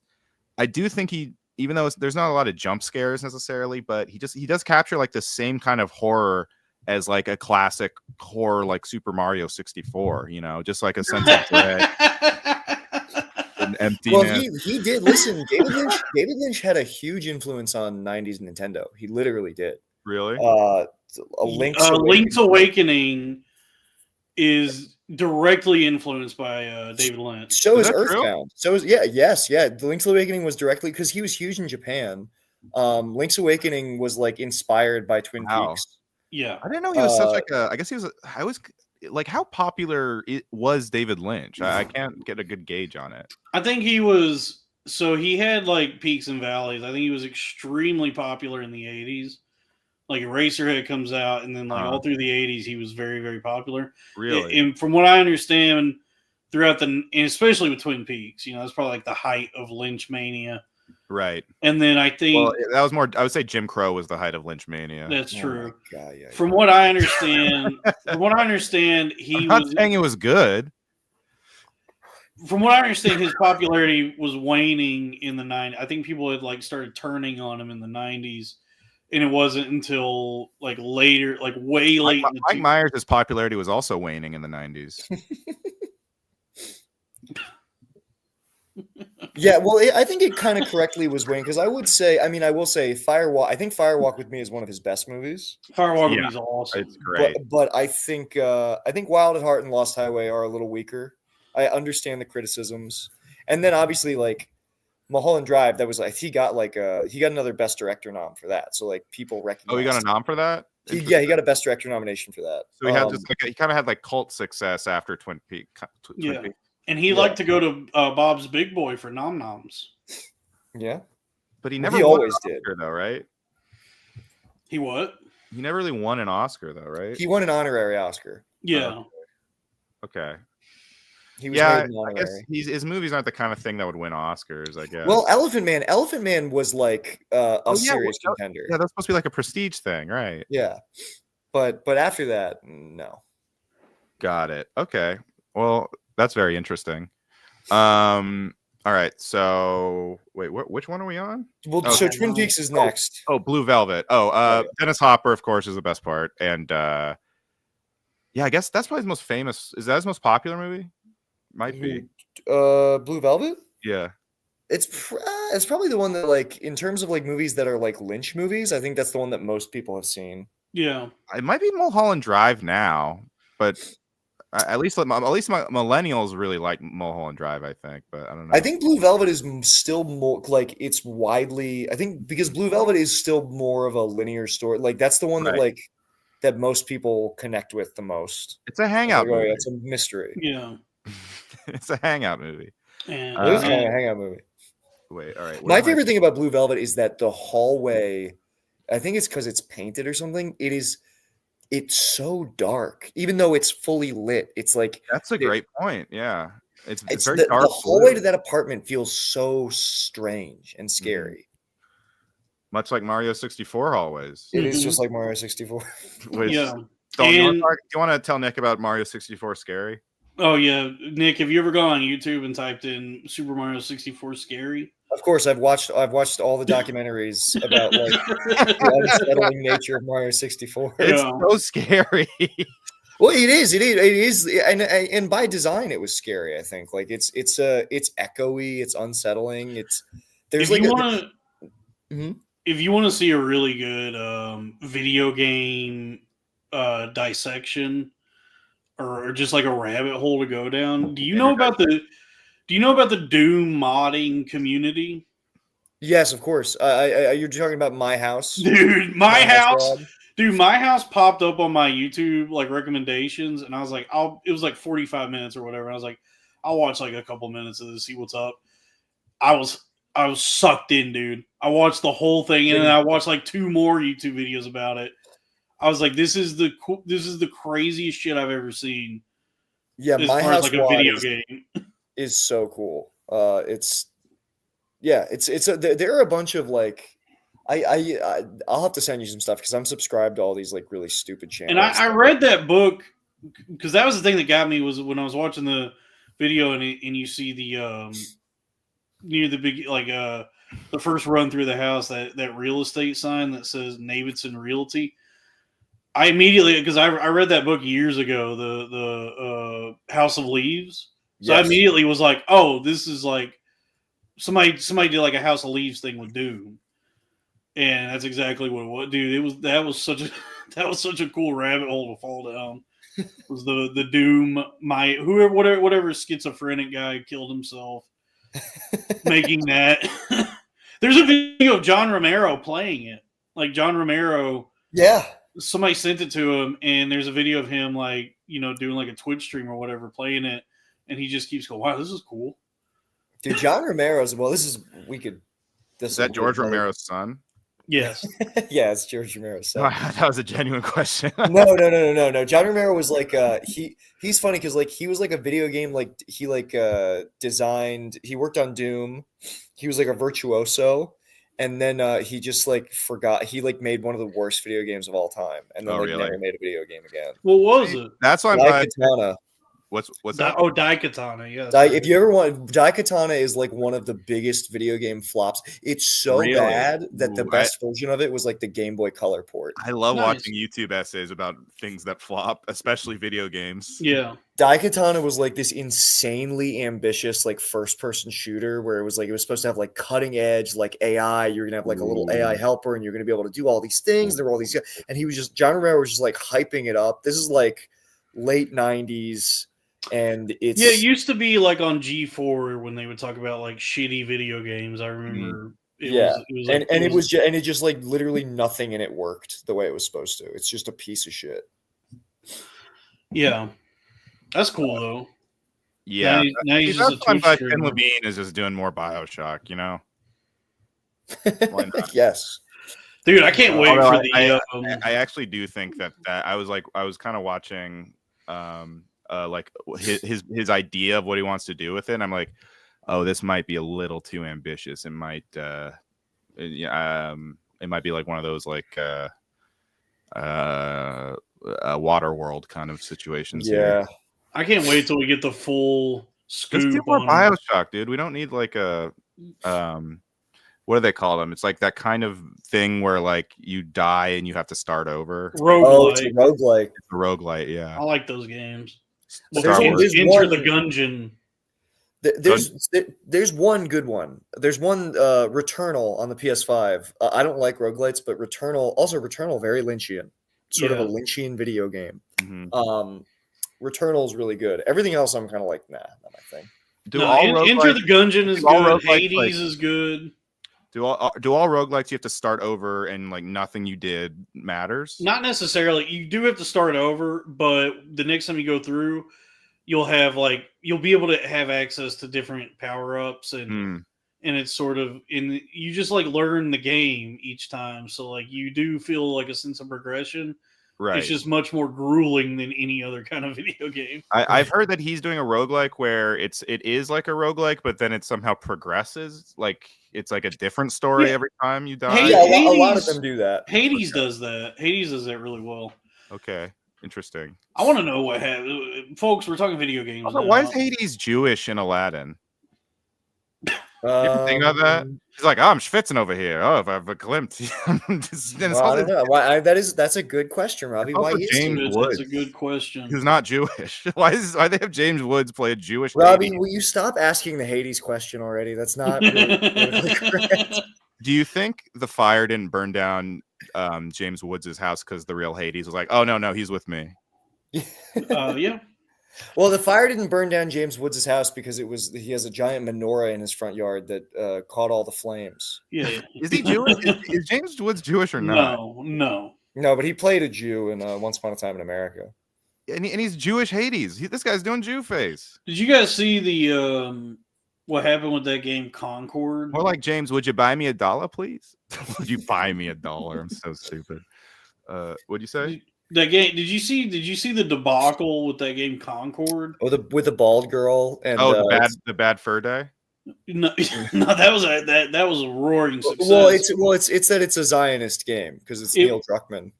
No, Concord was. Oh, no, I'm sorry. I'm thinking of. You're right.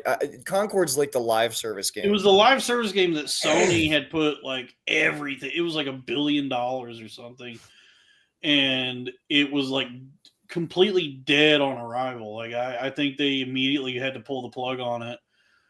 Because I don't even know like what exactly happened, but they had like funneled all this money into it, and it had taken all these years to develop, and Sony was like gambling or betting that this was going to be their next big hit, and it was like I win. Immediately, they immediately pulled the plug when it came out, and just lost like $1 billion on it. That's Guys, breaking news.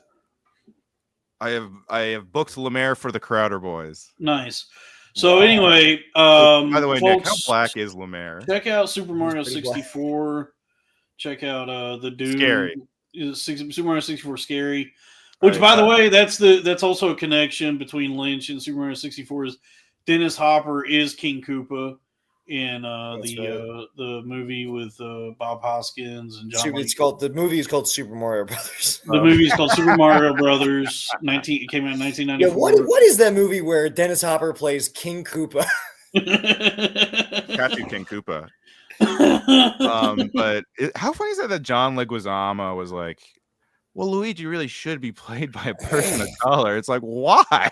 Yeah, well, I mean, yeah, I agree. Italians are not white, but it's actually a good argument for for Hollywood being progressive. The fact that they cast us like a Mexican guy as Luigi. Leguizamo's mad.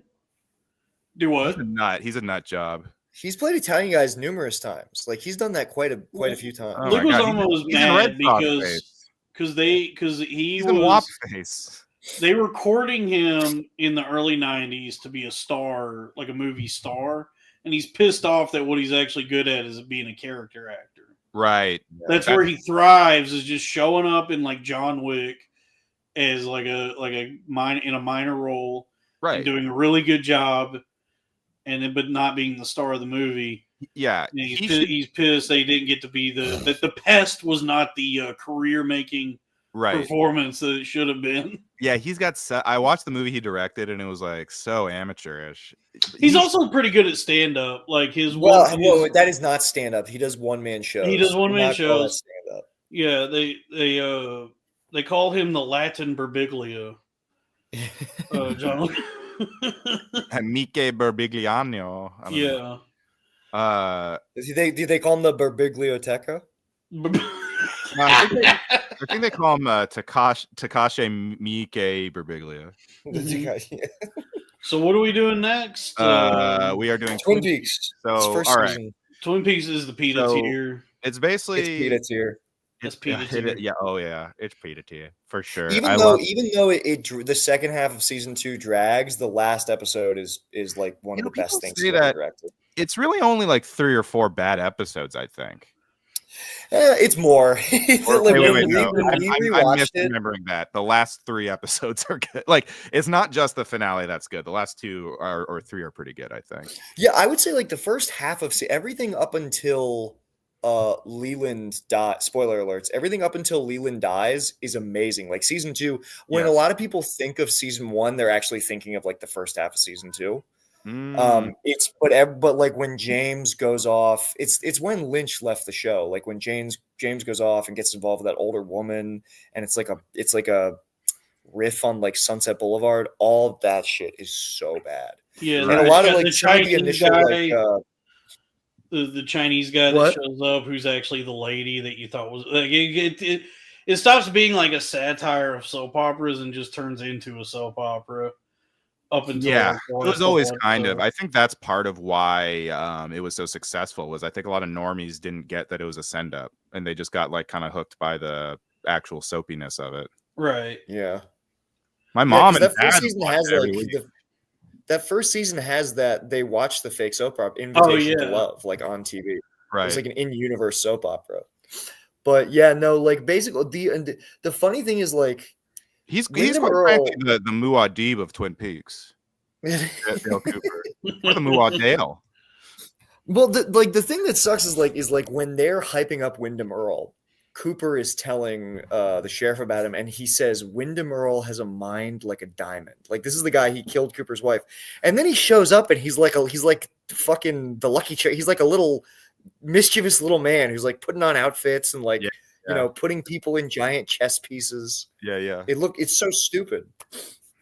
Yeah, it's like it's kind of one of the few things that does not return for season 3. Like he kind of ignores a lot of. They only. Oh, what? We could do a full episode just on Twin Peaks, but in season 3, he kind of disregards a lot of I think like all of the Wyndham Earl stuff in the yeah, he does. Yeah. He didn't write that. Didn't David Lynch like leave or get fired like halfway through season 2 or something? He left I think to make Wild at Heart, but I might be wrong. He didn't he acknowledges what he needs to of the Wyndham Earl stuff. Like that Wyndham Earl is why Cooper is in the lodge, and there's a reference to Annie. But like they don't like Wyndham Earl is not like mentioned. Yeah. Drew Dunn says who's the best rapper from the Bay, Tupac or E40? Sorry. Yeah. So what's the plot line that everyone says is like the jump the shark plot line? It's like about that when James leaves and he gets involved with this like older woman, and it's it's the plot of Sunset Boulevard. Gotcha. Which is a movie, that's a movie that Lynch loves, but he wasn't involved. So it's clearly like the writers being like, okay, we should do something Lynchian. But they don't really understand like what Lynchian is. Right. He has a writing credit on all the episodes and a directing credit. That's surprising. Oh no, I'm looking at season 3. Whoops. Yeah, no. Yeah, he disappeared. When he comes back for the last episode in season 2, you're like, oh, okay, this is what's been missing. Like it just goes so much harder than anything. Well, I do like that. It's even though it's funny that it was like a phenomenon, but only for like 8 episodes of TV. Like that's kind of crazy. Like that's like because because I think it captured everyone because it was a murder mystery, but then they solved the murder. They were pressured to solve it, right? Didn't David they solved it in the middle of season 2, and that's when the show they were pressured to solve it, and so they solve it in the middle of season 2, and then the show just like doesn't know what to do with itself. The whole narrative tension is out of the balloon. I mean, what's funny is like he still got away with shit. Like he got like even when he just brings back Cheryl Lee as her own cousin with like a brown wig on, it's like it works, and it shouldn't work. Like you would think people would be like, "This is fucking stupid," but it's awesome. Well, that's like one of the soap opera things. So Right. But I think overall the show is like good though. Even like even when you factor in its like weak points, like the season 2 shit that doesn't really work, it works as a whole. Yeah. Pause. But and then the movie is just like the movie's a master. The movie is also a Pita tier. Yeah, the movie is everything. Twin Peaks is Pita tier because like you have to look at it as like a whole. Like if you take Twin Peaks the creative project as a whole. Yeah. It's just like it's an experience that is like the movie is like I separated them because they're all very different. Because I think Twin Peaks is very much like a 90. It's like of its time, but also timeless. Like it's so 1990, but also like has gotten a lot of new fans. Yeah, well, the movie does this thing that's like really could have been in like a disaster. Because the show, and I was just talking to someone about this. The show by necessity is sanitized because it's on ABC. Oh, like, Santa! Yeah, the show is like sanitized, which actually like works. I think it like benefits the show that like all these like really horrific things that are happening. Yeah. Kind of exist exist in the periphery. Right. It's it's all off screen and it's a mystery, and then Yeah, that like Leland has been raping his own daughter and he kills her, and like all these like really truly like disturbing, awful things are suggested and happen like on the edges of the show, which is like very effective. That's like effective something that happens in a lot of shows, right? Like a lot of especially murder mysteries. They just but then the movie where he does the movie where he's now no longer constrained by the standards and practices of network TV. And also, I don't think Mark Frost was involved with the movie. The movie, he brings all of that shit to the forefront. Like everything. The movie.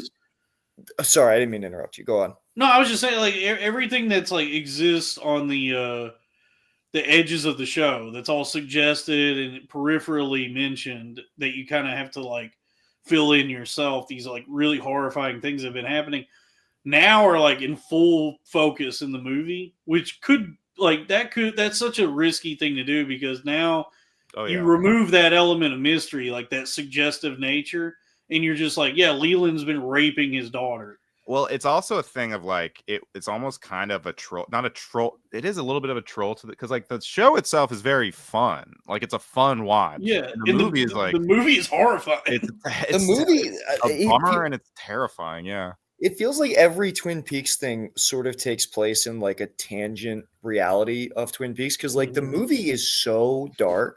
Like in the movie, Bobby kills a guy in cold blood. Oh yeah, that's right. Never brought up. He kills a guy during that. He shoots him to death, and that's never brought up again. It's not brought up in The Return. Like Lynch is like I feel like Lynch made this movie to recontextualize Twin Peaks as a dark, twisted thing, and then the first shot of the movie is a television being smashed. Yeah. Oh yeah. See, there you go. Yeah. And then The Return he kind of does it again. He kind of does that same exact thing again, where he kind of like. The Return is interesting because The Return, like we're not gonna necessarily recontextualize things, but we're gonna make you realize how hollow these kinds of revivals are. The Return is interesting because like there are certain details that he fudges or disregards, again, probably because he didn't care. But like my experience when I like watched the show and then watched the movie and then watched The Return, it doesn't line up. Like there are things that happen where you're like, wait a minute, that character is supposed to be dead. Really? Or how did Audrey like survive? If Audrey's alive, like how did Audrey makes me horny? She gets blown up in the last episode of the original Twin Peaks. Like she chains herself to a bank vault and then the bank blows up. And then there are other little things where like it shows you scenes from Twin Peaks the movie, but they actually change the dialogue so that it fits with like what's happening in the third season. Oh, interesting. And that's why like it's one of those things where it's like it almost works better if you actually go from memory. Hang on one second. Yeah, because I didn't rewatch any of it really before I saw the movie.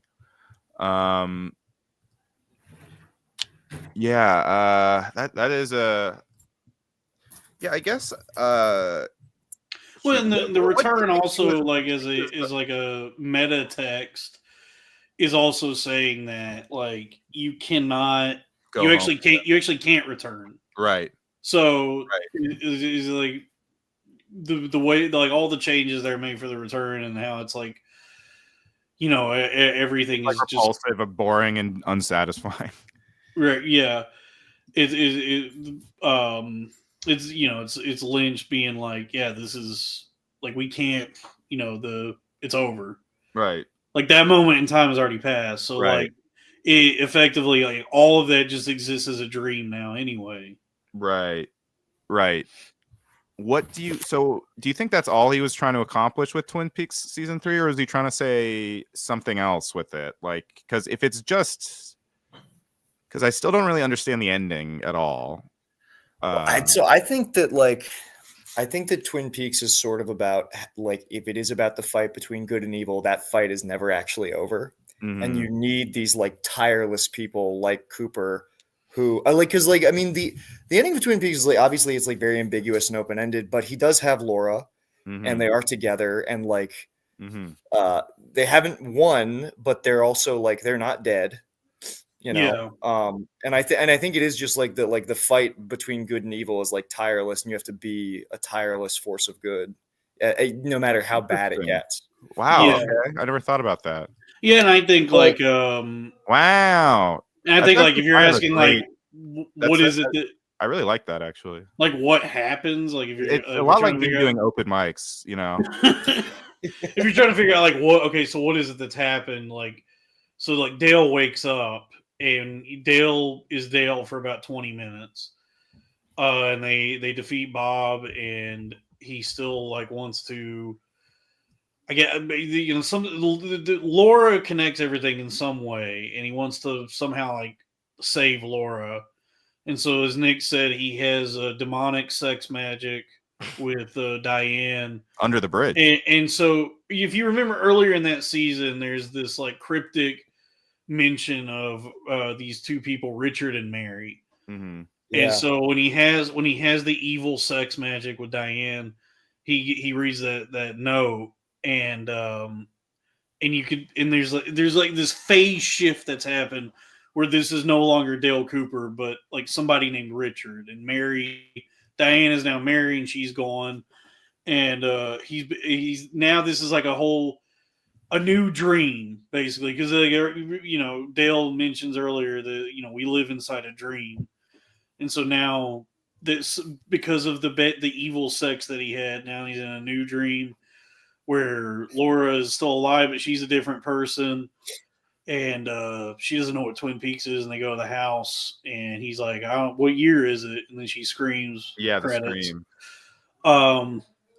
And so that was like metatextually that's saying like, yeah, you cannot return home. You can't return to like what it once was. It's all different now.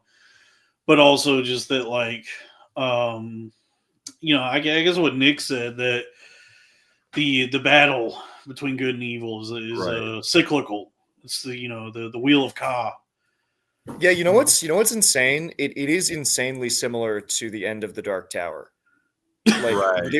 It is. I've never read any of those books. So I read the first 3 and then I kind of fell off.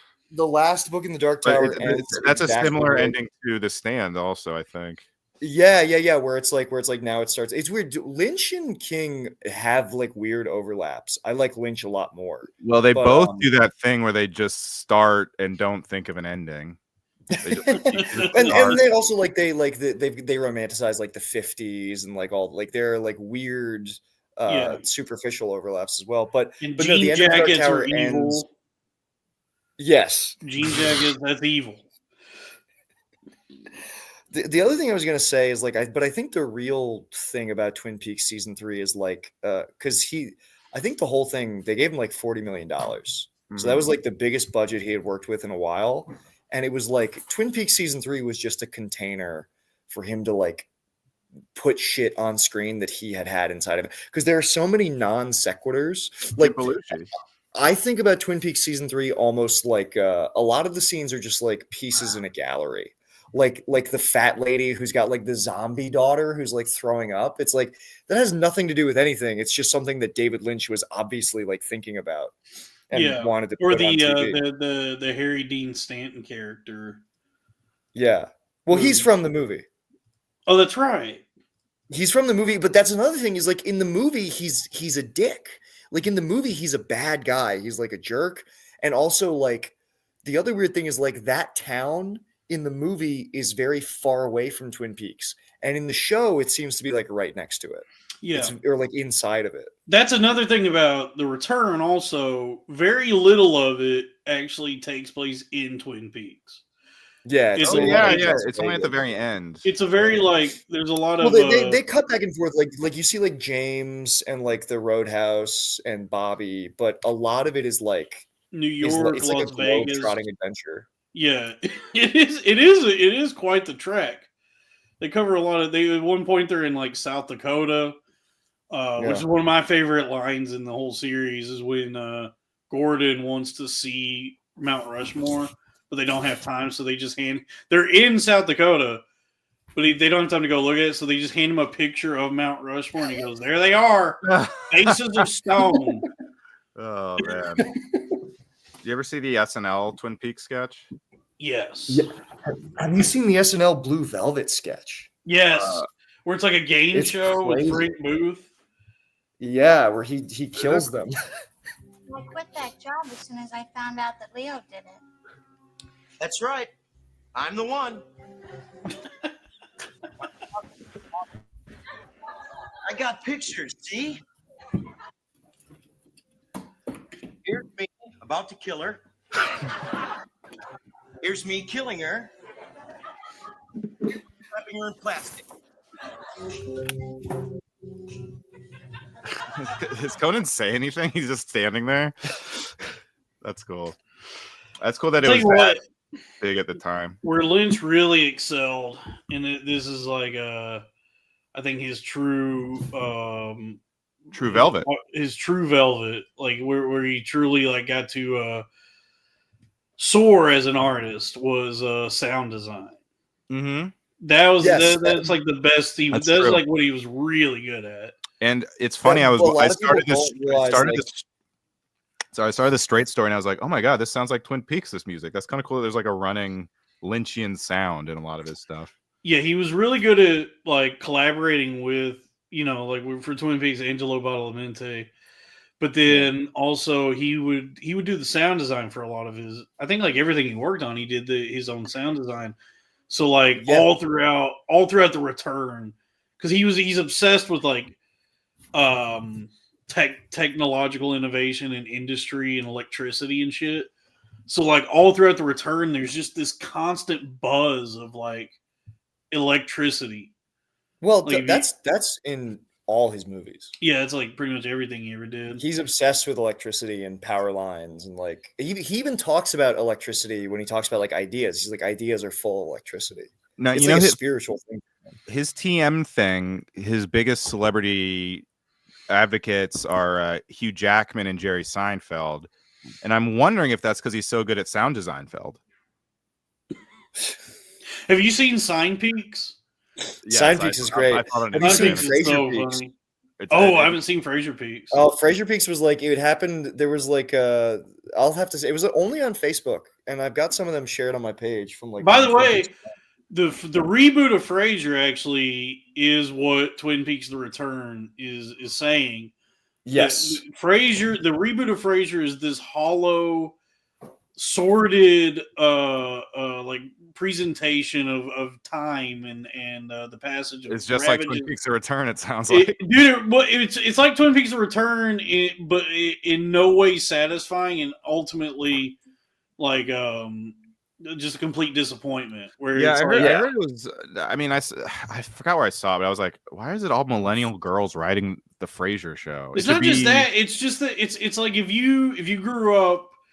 If you were, watched Frasier when it was on, you fell in love with those characters, and you go, "Oh, Frasier's good. I love Frasier." I do love it. Dude, when I watch Cheers and Frasier shows up, I get so excited. Yeah, and then you watch the Frasier. I'm like, all my friends are there. You watch the Frasier reboot, and it's actually like I actually wish they had not done that. But I can't. I'm very upset that they did. Well, this. the fact that David Hyde Pierce said no, I think kind of because you know what's crazy. The original pitch for it sounds a lot better than what the show ended up being. Because the original pitch was Frasier and Niles were gonna like open a dinner theater together as like older men, which I would watch. And David Hyde Pierce said no, and then they made it this show about like he lives with his son.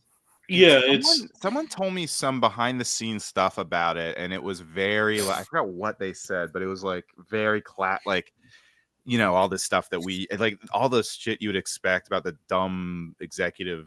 Well, it's like, Frasier. Okay, so the show is Frasier. It's Frasier minus Martin, Daphne, Niles, Roz, Bulldog Briscoe, Eddie. You know what? They do bring back Roz. That has worked They do bring before. back Roz Frasier's Cheers without everybody, but you maybe okay, but here's the thing. Frasier, the original Frasier is like, okay, it's this character from Cheers. Is it going to be like what? You know, is it going to be any good? It goes on more seasons than Cheers, even, right? It's awesome. Right. It's a great show. Great. Probably the best Frasier ever. Frasier's rebooted, comes back. It's Frasier again, but now it's none of the characters. It's just Frasier, none of the other characters. And Frasier has moved back to Boston, and still none of the characters from Cheers. Yeah. So where the fuck? So you're back in Boston. Why are you hanging out with like college students and none of your old drinking buddies from Cheers? Well, because they're all too expensive. Yeah, you're not going to get fucking Woody Harrelson. Yeah, Ted Danson has to go do a shitty Netflix show. When you watch Cheers, fucking Woody is not the one you'd expect to have been the biggest star from the whole thing. He's like he's funny, but he's like not. I mean, he's not a very good actor. He shows up like later in it, even. Yeah, so, like, yeah. They use him to replace Coach when Coach dies, but he's in the show for like half. He's in it a lot, and some of the best episodes he's in it a lot too. Yeah, Woody's great in it. I mean, but he's just like if I didn't know anything about the show, I wouldn't have been like, oh yeah, well he's definitely going to be the big star. Like you know, I don't. Right? No, you would think that Ted Danson is going to be like the next. Frasier. Frasier is the best character on Cheers, honestly. Yeah, dude, I tried to watch. Dude, Ted Danson is in this like new Netflix show that is fucking unwatchable. It's so the San Francisco thing. Yeah, it's so fucking bad. Wait. I gotta go to bed in like fucking 40 minutes. Let's plow. Okay, let's wrap this up. Okay, I still haven't seen Lost Highway, but I love Bill Pullman. So go ahead and put. Well, no. Well, hey, wait. On the air is next. On the air is next. Oh, on the air. I've never seen this either. This was on a the. sitcom It's like Tim and Eric in 1991. I like it, but it's not a PETA, but it's very funny. Yeah. Where'd you put it? Because I haven't seen it either. Also, how do you? I would put it in Tony Soprano. I mean, I really enjoyed it when I watched it, but it's not essential. But yeah, I liked it. Okay, Hotel Room. Then we have Wild at Heart. Oh, Wild at Heart, nice. I love Wild at Heart. I do too. I got to see it in a theater. That was cool. I don't like it, but I'll defer to you guys. I'll put it in Tony Soprano just because I also love it. Dalton. Laura Dern is sexy in that movie too. She is a fine piece of ace. By the way, isn't it funny that her and Uma Thurman are kind of similar as bitches, and they're both like Tarantino and David Lynch is like muses or whatever. Yeah, I guess so. I think Laura Dern is hot. I do also think she kind of looks trans, but she is hot. Robbie, I mean, come on, we've talked about that. It hasn't stopped me before. Shout out Daddy Horbucks. Robbie, but I feel like if you're gonna end up in some like Lynchian situation if you keep trying to like talk to that girl and meet her. Like I don't really talk to her. Drew is the one talking to her. Yeah, I feel like you guys are like willing this person who could have just been a stranger forever. You're like willing her into your lives, and it's going to wreak havoc on somebody. Well, look, she doesn't seem like the kind of girl who seeks chaos. Let's talk her through. What's next? Hotel Room? I've never seen. What is this? I've never seen. Oh, you had the Hotel Room. Hotel Room is a Don Draper. It's cool, but it's not. It's not much. What is it exactly? Some episodes aren't very good. Yeah. What is it? What's the like plot synopsis like real quick? Or it's an So you know what's anthology? funny is it's 3 different stories that take place in the hotel room. Okay. And there's only 3 episodes. Which that's One of also them is not directed by that's him. also a movie that anthology movie that fucking Tarantino did with remember? What's that Oh fucking yeah, 4 movie? rooms. Well, there was also an HBO show by the Duplass brothers that was like the same thing, but it did like 4 seasons or whatever, like Room something. Okay. Interesting. Is that new? I don't mean to keep getting off topic. Is that you ever watch that New York Stories movie? No, It's good. Is it good? It's good. The Scorsese sequence is amazing. Uh-huh. How's the Woody? Like Martin. How's the The Woody? Woody, Allen? the Scorsese and Woody are the best sequences. Okay. Coppola doesn't bring it. I like Laura Dern in The Last Jedi also. Yeah. I think that's a good movie. She's getting she's the best part, honestly. Her and Ray Liotta are the best parts of Marriage Story. It should have just been about them. Should have been called Sexy Lawyers Who Fuck. Yeah. I think she's a hottie. And I thought that was a cool swing for the fences that Rian Johnson got to direct a Star Wars, and it was a good movie. And that was the last time Disney's ever going to let anyone take any chances or do anything interesting. PETA is a Disney property now. That's true. Oh, I also forgot the Straight Story. Okay, so I started it on Disney Plus, and it was really funny that like it opens with like a Star Wars seaman ass background. It's like Disney presents a film by David Lynch. It's also cool that Sissy Spacek plays a retarded person. Sissy Spacek. Yeah, she dates Grimefeld.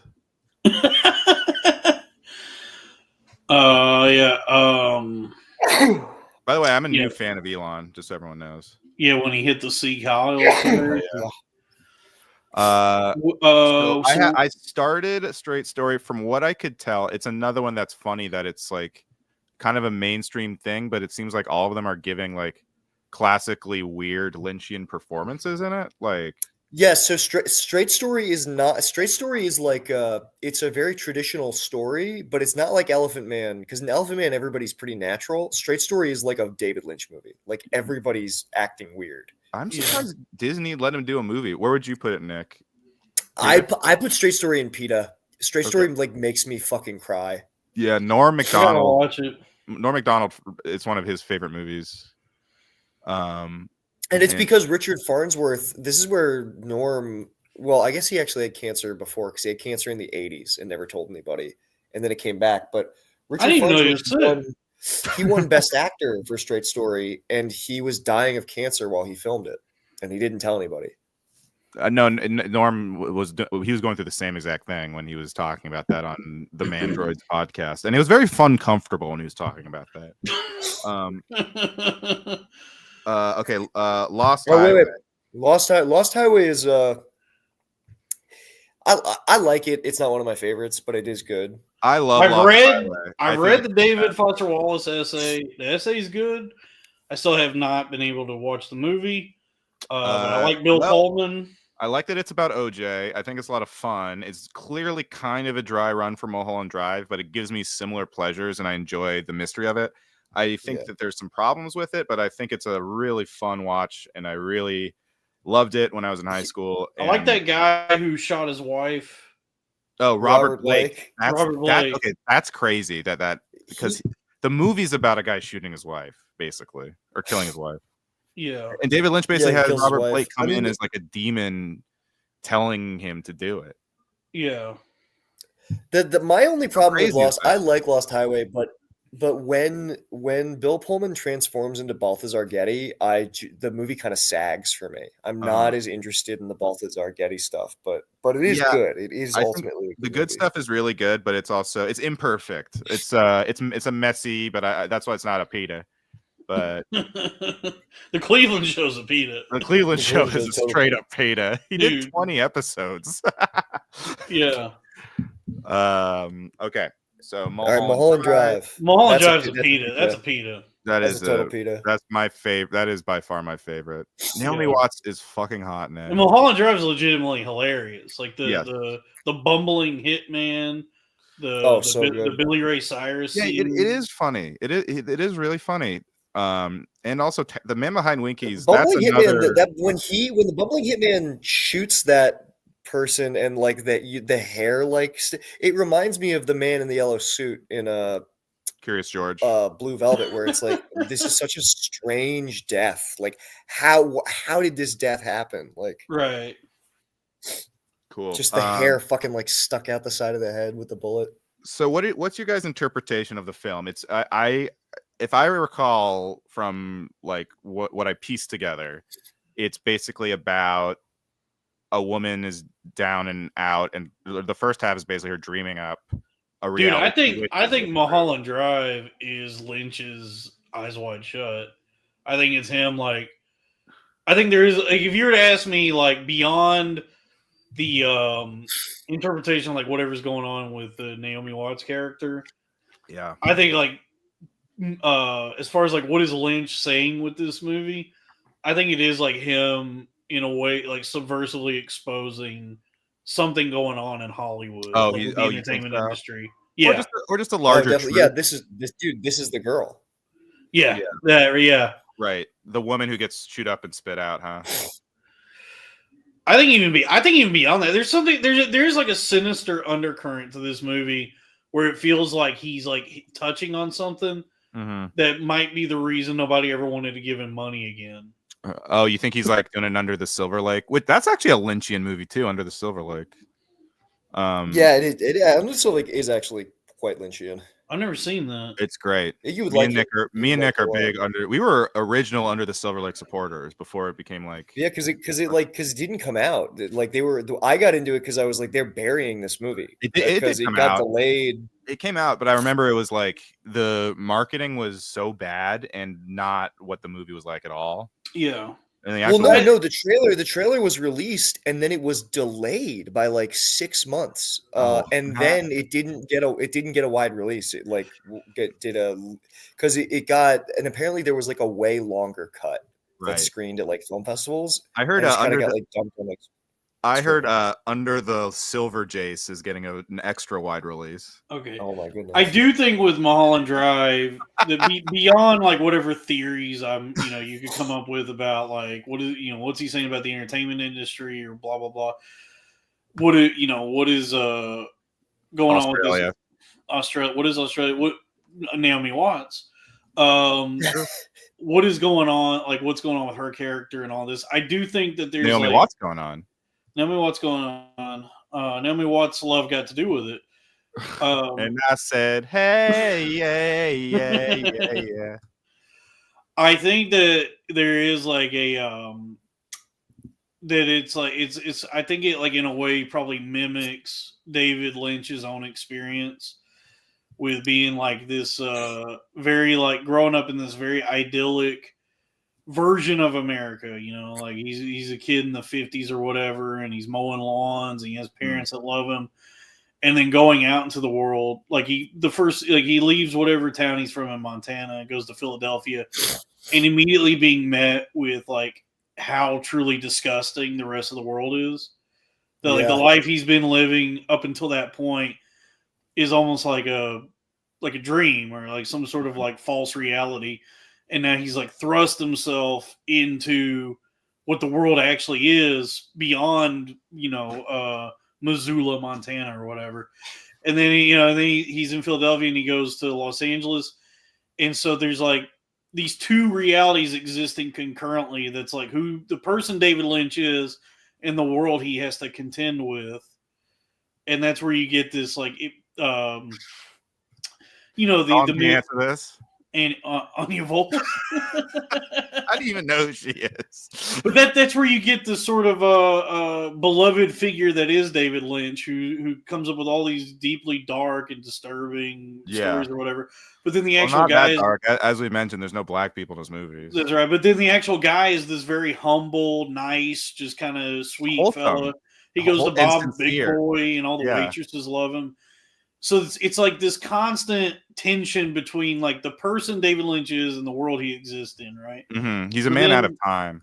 So then, like emotionally, you feel that in Mulholland Drive that this Naomi Watts character is this very innocent, sweet young lady who has all these big dreams for herself, and she's going into the big city to make it, and immediately is just confronted with the horrors of what that entails. Yeah, like life in Los Angeles, outside of my, the town I grew up in, and all this is actually like it fucking sucks, and yet I still want to do this. Oh my god, but I have to like so hard. It's so home for me. Yeah, that movie hits me so much harder now. And it definitely resonates. If you've ever tried to follow your dreams, it resonates with you. Yeah, and also, and especially like the club Silencio scene, Club Random, because that. And I tell you that really is like we should make a sketch where instead of Club Silencio, it's Club Random. Yeah.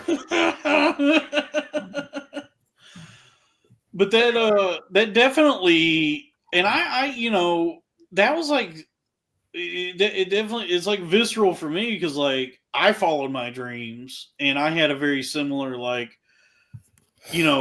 awakening from the dream into a nightmare where like this sort of I don't know, like I fell apart, and, right, and and all that, and you start to when you're like in the dream of it, in the pursuit of your dreams, and you're living in this very like delusional version of your life. You're not even thinking about like all the things about your life that are completely falling apart, because you're like, I'm doing 5 open mics a night. Oh god. and then one day it all hits you. You finally wake up from that and go, this sucks. Yeah, that hits me so hard. Yeah. God damn it, Dalton. Yeah, and so that I do think that emotionally, forget trying to figure out like what's actually happening in Mulholland Drive. I think that's like the emotional truth of that movie. It gets to the core. It's like one of the few Hollywood movies that is actually what it's like to try and be an artist. It's like accurate. It's like it's kind of like, here's what it is. Back to the movies about movies thing.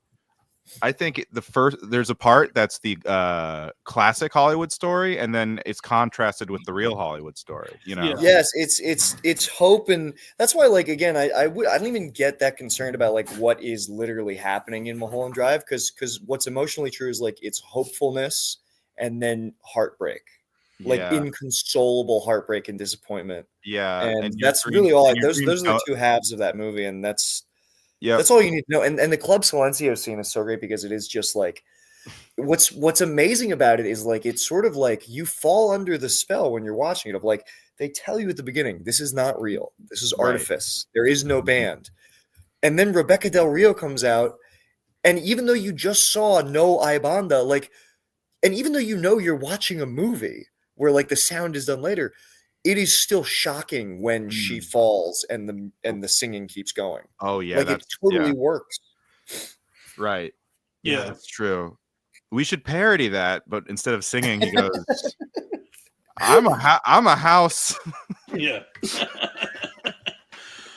Club Sil N CO. Mm-hmm. Okay, so. And I mean, it's great. It was supposed to be what would the TV show even fucking been? Which part was the TV show? The dream part? The TV show. The first hour is the pilot. So what would that show have been? So the show was going to be, originally it was going to be a spinoff of Twin Peaks starring Audrey, where like Audrey goes off to like pursue her dreams of becoming a star, but then they were going to do Joey, but with Audrey Horne. Yeah, they were going to do. Yeah, I think also the movie also is like a reflection of the sort of heartbreak of the show getting pulled out from under him. Like the first hour is right. So now he's left with this like unfinished thing, this pilot, right, where he's been working on it, and so then he makes like the second half is now he's like, well, it would be a movie now, and it's a different thing. Right. But I think it reflects the And also that movie was the anger at Hollywood probably for fucking up that TV show. yeah, and it reflects the disappointment of like you think you're going to get to do a big network TV show again and all that, and then Hollywood once again fucks you, and the dream is dead, and now it's being an artist, being a talented artist doesn't really pay off for anybody, and all you have in life is some lesbian that you're trying to fuck.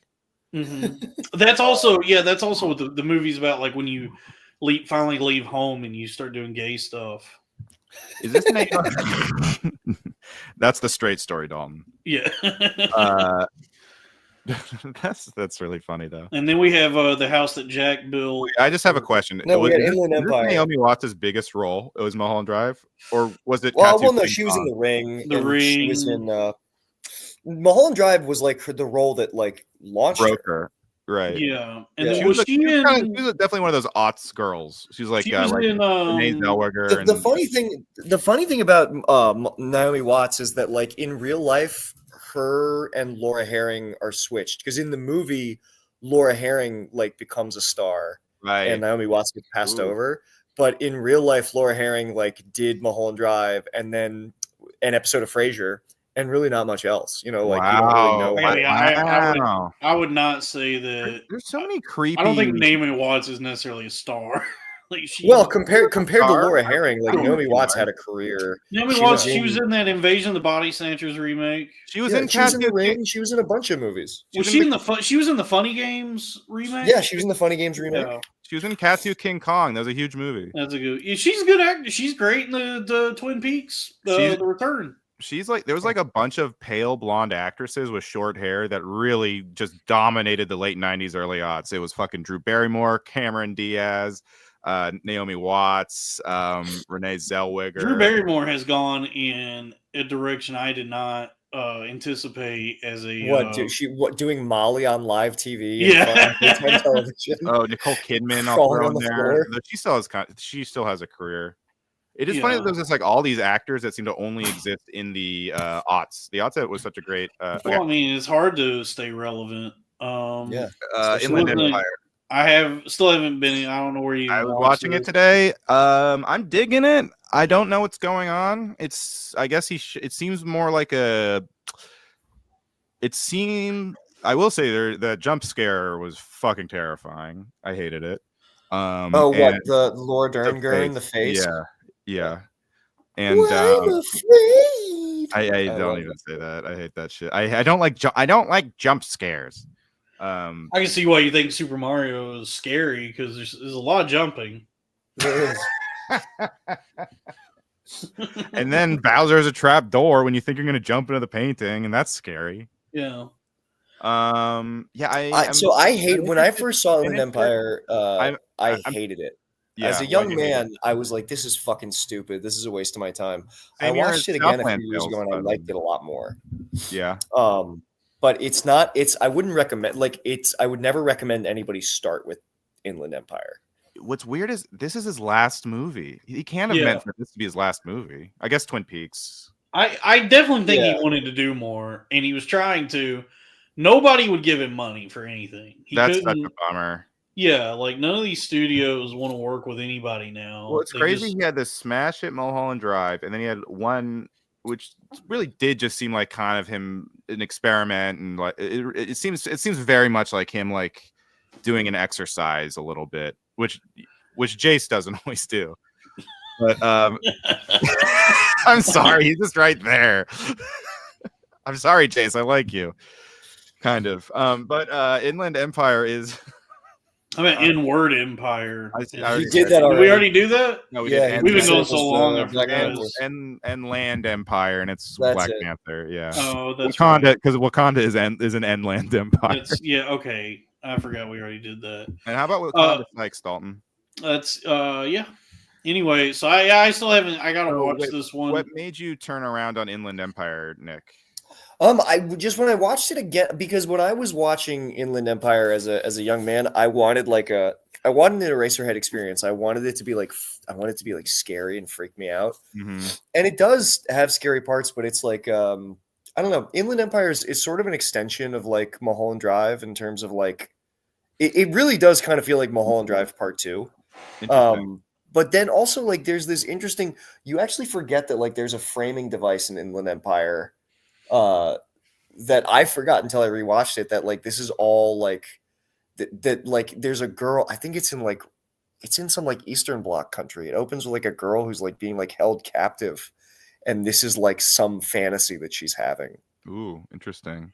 Yeah. What really throws me off about this is the way he frames things in it.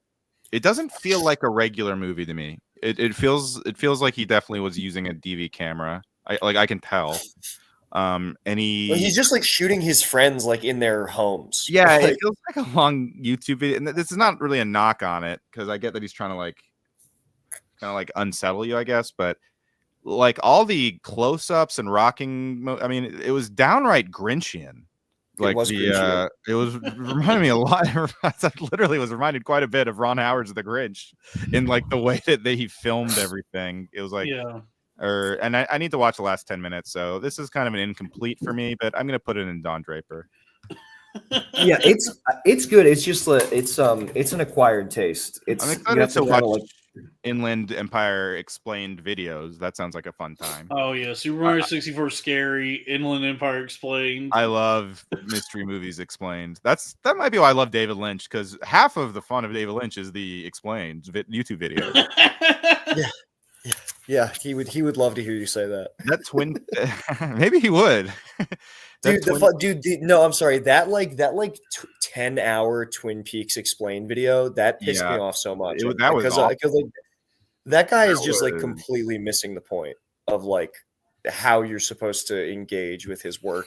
Yeah, that was a master class in just reading way too much into shit that isn't there. I went to He's like reading into like how like the creamed corn was like it was like he's like, oh, it represents like TV dinners, and I'm like, right. I went to a screening of Mulholland Drive.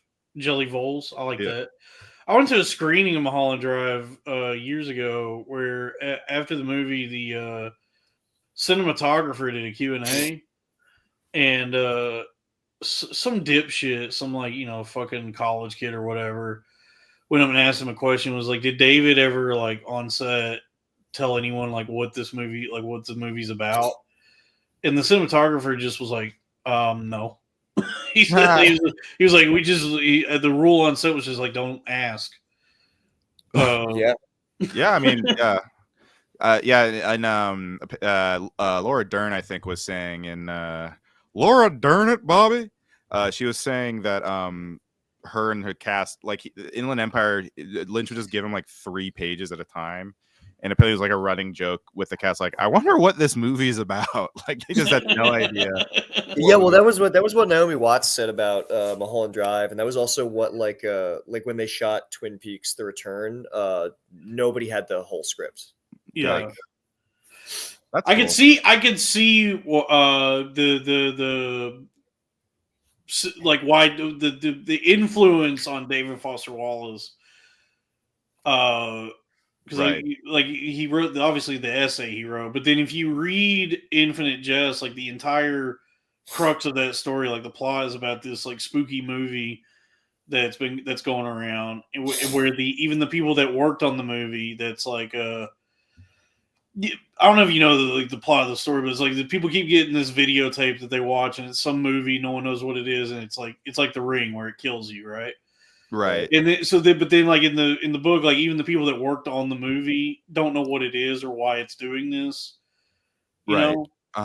Which is like sort of like the people that work on Lynch's movies, where they're like involved in the project significantly, and even they are just like, I don't know.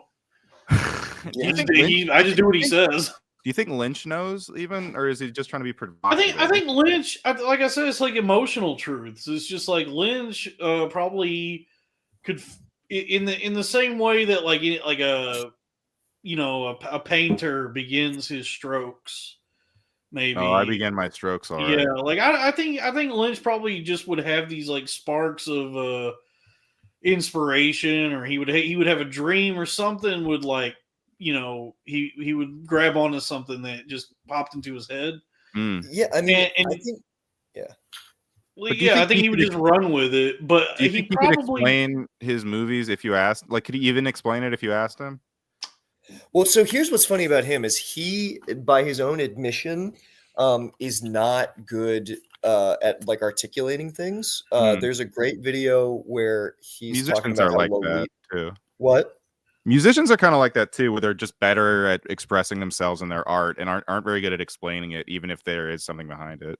Yeah, so his whole thing is like he says that like his movies are like he's like you can understand them, you know what they're about even if you can't say it. He's like because there are a lot of feelings I have inside myself that I don't know how to put into words. So he probably couldn't. There's this great video where this interviewer is asking him about Lolita because he loves Stanley Kubrick's Lolita, and they're like, "What do you like about it?" And he can't explain it. He goes, "Well, there's a depth to it." And they go, "What do you mean there's a depth to it?" He goes, "There are things going on deeper than the surface." And she's like, "Okay." So I think he couldn't. I think that his whole thing is like, no, like that's what he says. He goes, "The movie is the talking." So the work just speaks for itself, and he doesn't want to really talk about it. Yeah. Nobody knows what it means, but it's provocative. I wonder if Kanye likes Lynch. He seems like he would. Probably. Sneeko posted a tribute to Lynch. I wouldn't. Yeah, I expect saw that. Sneeko My God. to be a fan of Lynch. So I enjoyed this. I did enjoy the his What did Robbie Jack do? Williams. Yeah, this is his Robbie Williams monkey movie, pretty much. What did Jack do? I haven't seen it. Do you guys like it? Yeah, I enjoyed it. I thought it was I like liked it, yeah. I mean, it's a minor work, but it's cute. You know, as far as his short films go. Is it just it's a short film? It's just David. what, 15 minutes? It's just David Lynch talking to a monkey, and the monkey has like the like the human mouth. They do the superimposed thing where it's like talking to him. Okay, yeah, the Kyle Dunnigan. Yeah, and it's just like they're just saying like nonsense phrases at each other that either could mean something deeper or it's just I don't know. It's just a fun little thing he did. I enjoyed it. I'd put it in the Don Draper tier. All right. Yeah, I would too. And I'm using this to represent his arc on Louis, the movie Trump. Yeah, the Louis arc. It was funny. I thought like his character was funny. Listen, champ, that's short for champion. I think that's the only thing my dad really knows about David Lynch, but he loved it. He loved Lynch in that. Yeah.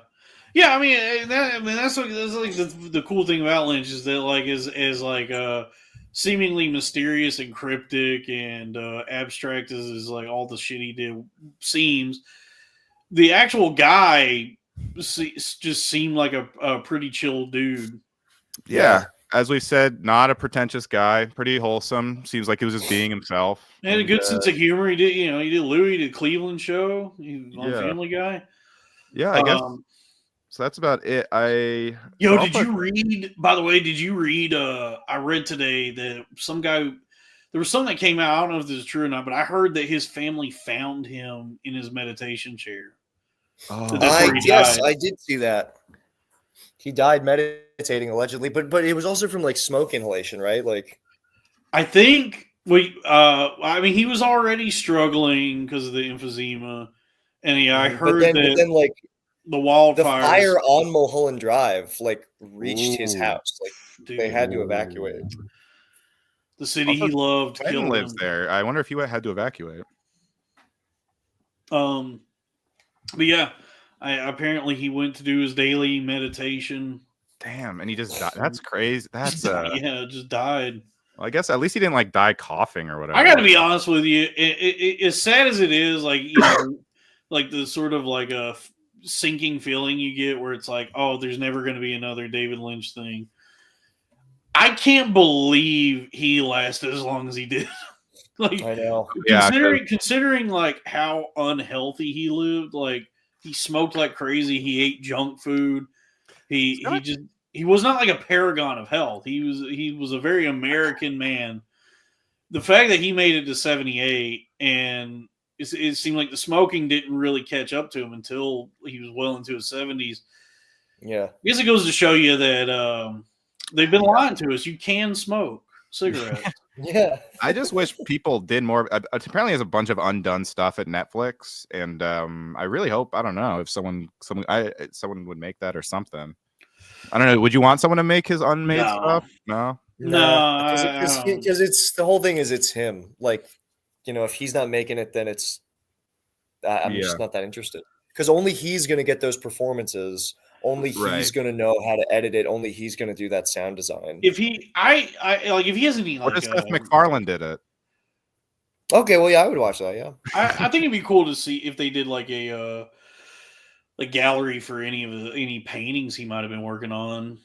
Like, if he had, they should make his undone scripts into like a book or something. That might be cool. Yeah, I mean, maybe. Or have Ari Aster do it. I actually think but my whole thing is, again, like with Lynch, it's like this. I'm sure the scripts would be interesting, but it really is like the film. Like you don't understand. Like, you could read lines from Mulholland Drive, but they would not have the impact of like seeing how he does it. That's you know what I mean? Yeah. It's so much stuff that is clearly just like in his head. Have you seen that compilation behind the scenes thing of him losing his mind? Over people trying to like make the time shorter. That one, that's a really, but there's like a whole reel, like behind the scenes reel of different times that he just like flip shit trying to well, because it all mainly happened during the return, because that was like, it was his first time kind of playing with like and also like they were on such a schedule for that, because there are so many people in it and all their schedules are different, and like I saw the one where they only have a certain amount of days to get like Ben Horn stuff, and then they're trying to like bargain with him. They're like, but hey, we can pick it, we can have like as much time as we want in the sheriff's office to get dreamy. He goes, we never have time to get dreamy anymore. Yeah. He's like, well, we can play around in the sheriff's office. He goes, I haven't thought of any fucking thing for that set. That's so funny. Yeah. All right, so that pretty much does it. I do feel bad that nothing is in the Jace tier. So you know what? I'm gonna put the movie Tag in the Jace tier. Okay. And I'm going to put Twin Peaks Firehawk 2 of Me in the Jace tier. Is the Fablemans good? I've only seen the scene that he's in. That's the only scene he's in. I like in. the Fablemans. Yeah, it's a little long. Like it. That's another one. That's what I think, that when I was talking about people trying to get out something before they died, I think that Spielberg, that's his movie he was trying to get out before he died. Like, he was like, I got to make this before I die. Megalopolis is kind of like that with Coppola. Because I think it's like they always do it about 10 years before they actually die, or 5 years, just to make sure they're safe. And Fablemans is nice. It's kind of the opposite of Mulholland Drive, or at least is just like the Hollywood dream, but it's Spielberg's kind of love letter to his family and to cinema and to David Lynch, quite frankly. He gets a great performance out of him in that. I've seen that scene a lot. Like, it shows up online all the time. Yeah, I'm bummed out at that, because when I first saw it, I didn't know he was in it, and it was so awesome when he showed up, and then the movie ends on such a high. So he was always like a captivating actor too. Like, I was always happy like when he would show up and stuff, because he was such like a warm presence. Jesus, Trumbo! He's perfect casting for John Ford, because he looks and talks just like John Ford, and he was built Ford tough. He was built Ford tough, and he's like such a in Twin Peaks, like, and Twin Peaks. He's such like a just like warm patriarchal figure as Gordon Cole. Like, you feel safe when Gordon is around. Yeah, and that character is very funny. Yeah, Gordon and Dale. That's what's also a thing he does, is he takes Dale pretty much out of Firewalk with Me and out of The Return, and he is definitely the thing that like makes you feel safe in the show, kind of, Yeah.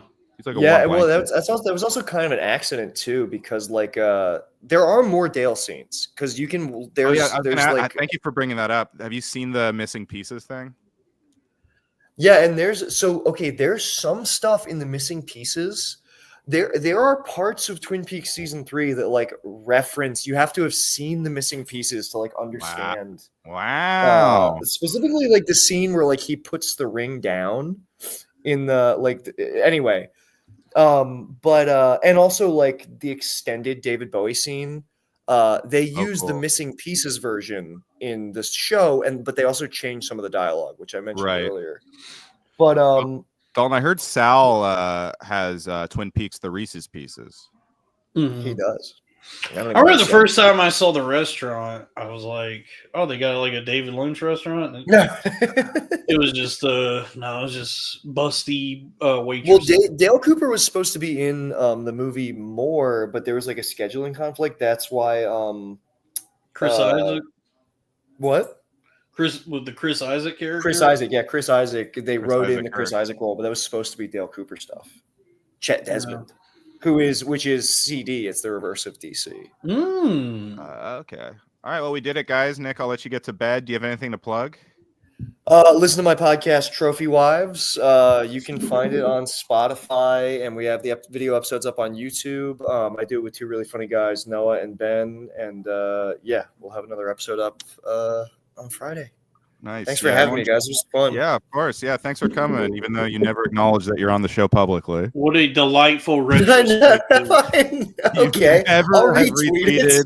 You have not retweeted it once or reposted it once. I think that I did one time. Rest in peace. Listen, I don't post my own show. This guy over here, he's so afraid to associate. Death is just a change. Nick, okay, we know you're embarrassed. All right, Dalton. I'll retweet the show. You don't have to. Don, what's up? I was gonna say rest in peace to David Lynch, and what was the thing the log lady said? Death is it's just a change. It's not the end. I think she said life is a highway. She did say. By the way, that song makes no fucking sense. Life is a highway. I'm gonna ride it all night. I guess everybody be sure life to for one night. Please subscribe to the Patreon for the Crowder Boys. Patreon.com/the Crowder Boys, and then there's my channel, Cornfed with Dalton Pruitt. Thank you, MC Downtrend, for our sole super chat tonight. We had a lot of viewers and no chats. That's okay. Thank you, MC Downtrend. This is the third one this week. But yeah, and Kyle MacLachlan's good in Fallout. Oh yeah, and Guardians 3. I like when he shows up and stuff. He's in Guardians 3. No, I'm thinking of that other guy. The other guy, the Nathan Fillion. The Nathan Fillion there. Okay. He was in Blink twice, which was a shitty movie, but he was fun in it. Yeah. It's always good to see old Kyle MacLachlan. It's always good to see old Kyle. He's great on TikTok. Yeah, girls like Gen Z chicks love Kyle MacLachlan. Girls be loving David. He's Brat, dude. You don't remember during Brat's summer he was making all they call him Baby Girl. Yeah, you know what is cool about David Lynch? It's like a good like Chaperone. Yeah, Dave Chaperone. But yeah, he's actually like one of the good things like certain kind of girls like, you know, like something you can actually talk to girls about. That you're a David Lynch fan? Name 3 dreams. No, they can't. That's what I'm saying. They are actually David Lynch fans. But I know. You know, usually they make you like talk about like, you know, fucking reality TV or like crayons or glitter or stickers or something. Yeah. Why don't you want to retweet this, Nick? Yeah, I hate it when girls keep wanting to talk to me about Lisa Frank and Hello Kitty. They're always trying to talk to me about Hello Kitty. Their beads. Yeah. You know, they're always playing with beads. Oh yeah. Oh, jingling keys. They love bringing up those jingling keys. You know, things that girls like. Scratching posts. Is this are you guys doing pedophile jokes? I don't know. No, we're saying girls are cats. Laser pointers. Oh. They always want you to pet them in that one spot. You then did. They get mad at you said jingling keys. I was like, oh, okay. So you like women who are like 9 months old. Yeah, 9-month-old woman. I mean, you know, hey, fellas, brain-wise, what's the difference? Mm-hmm. Yeah, I hate when girls talk like they, you know, you have to talk about Barney usually, but luckily, luckily, they also like Twin Peaks. If they Yo, wouldn't that like I it. mean that Florida woman on Twitter, like legitimately is always talking about when she loves Sesame Street. That's She's like oh my 30. god, Dalton, come on, man. She's like No 30 way. years old. She's like, yo, I love Elmo, and Dalton, what would Jake Flores the woman sound like? I don't know, dude. Oh, I love My Little Pony. Guys, I have to go. All right, Nick has to go. We're done, folks. all right. Good night, everybody. Good night. Good I will night. talk to you guys later. I'll do another one of these episodes, Robbie. Yeah, of course. Sweet dreams. You act like I'm ashamed to be on the show. I will retweet it. Feathers I- on a I didn't string. act like it. I was merely analyzing your obvious behavior. All right. You know when you're I'm trying to make a tuna salad and you open the can of I'm tuna and your busting your chops, girlfriend. Nick. I'm just joking. All right, $5. Oh, I'm running my out of friends, God. Nick. I'm not actually mad All at right, you. good night, everybody. Bye. Good night. All right. Peace, guys.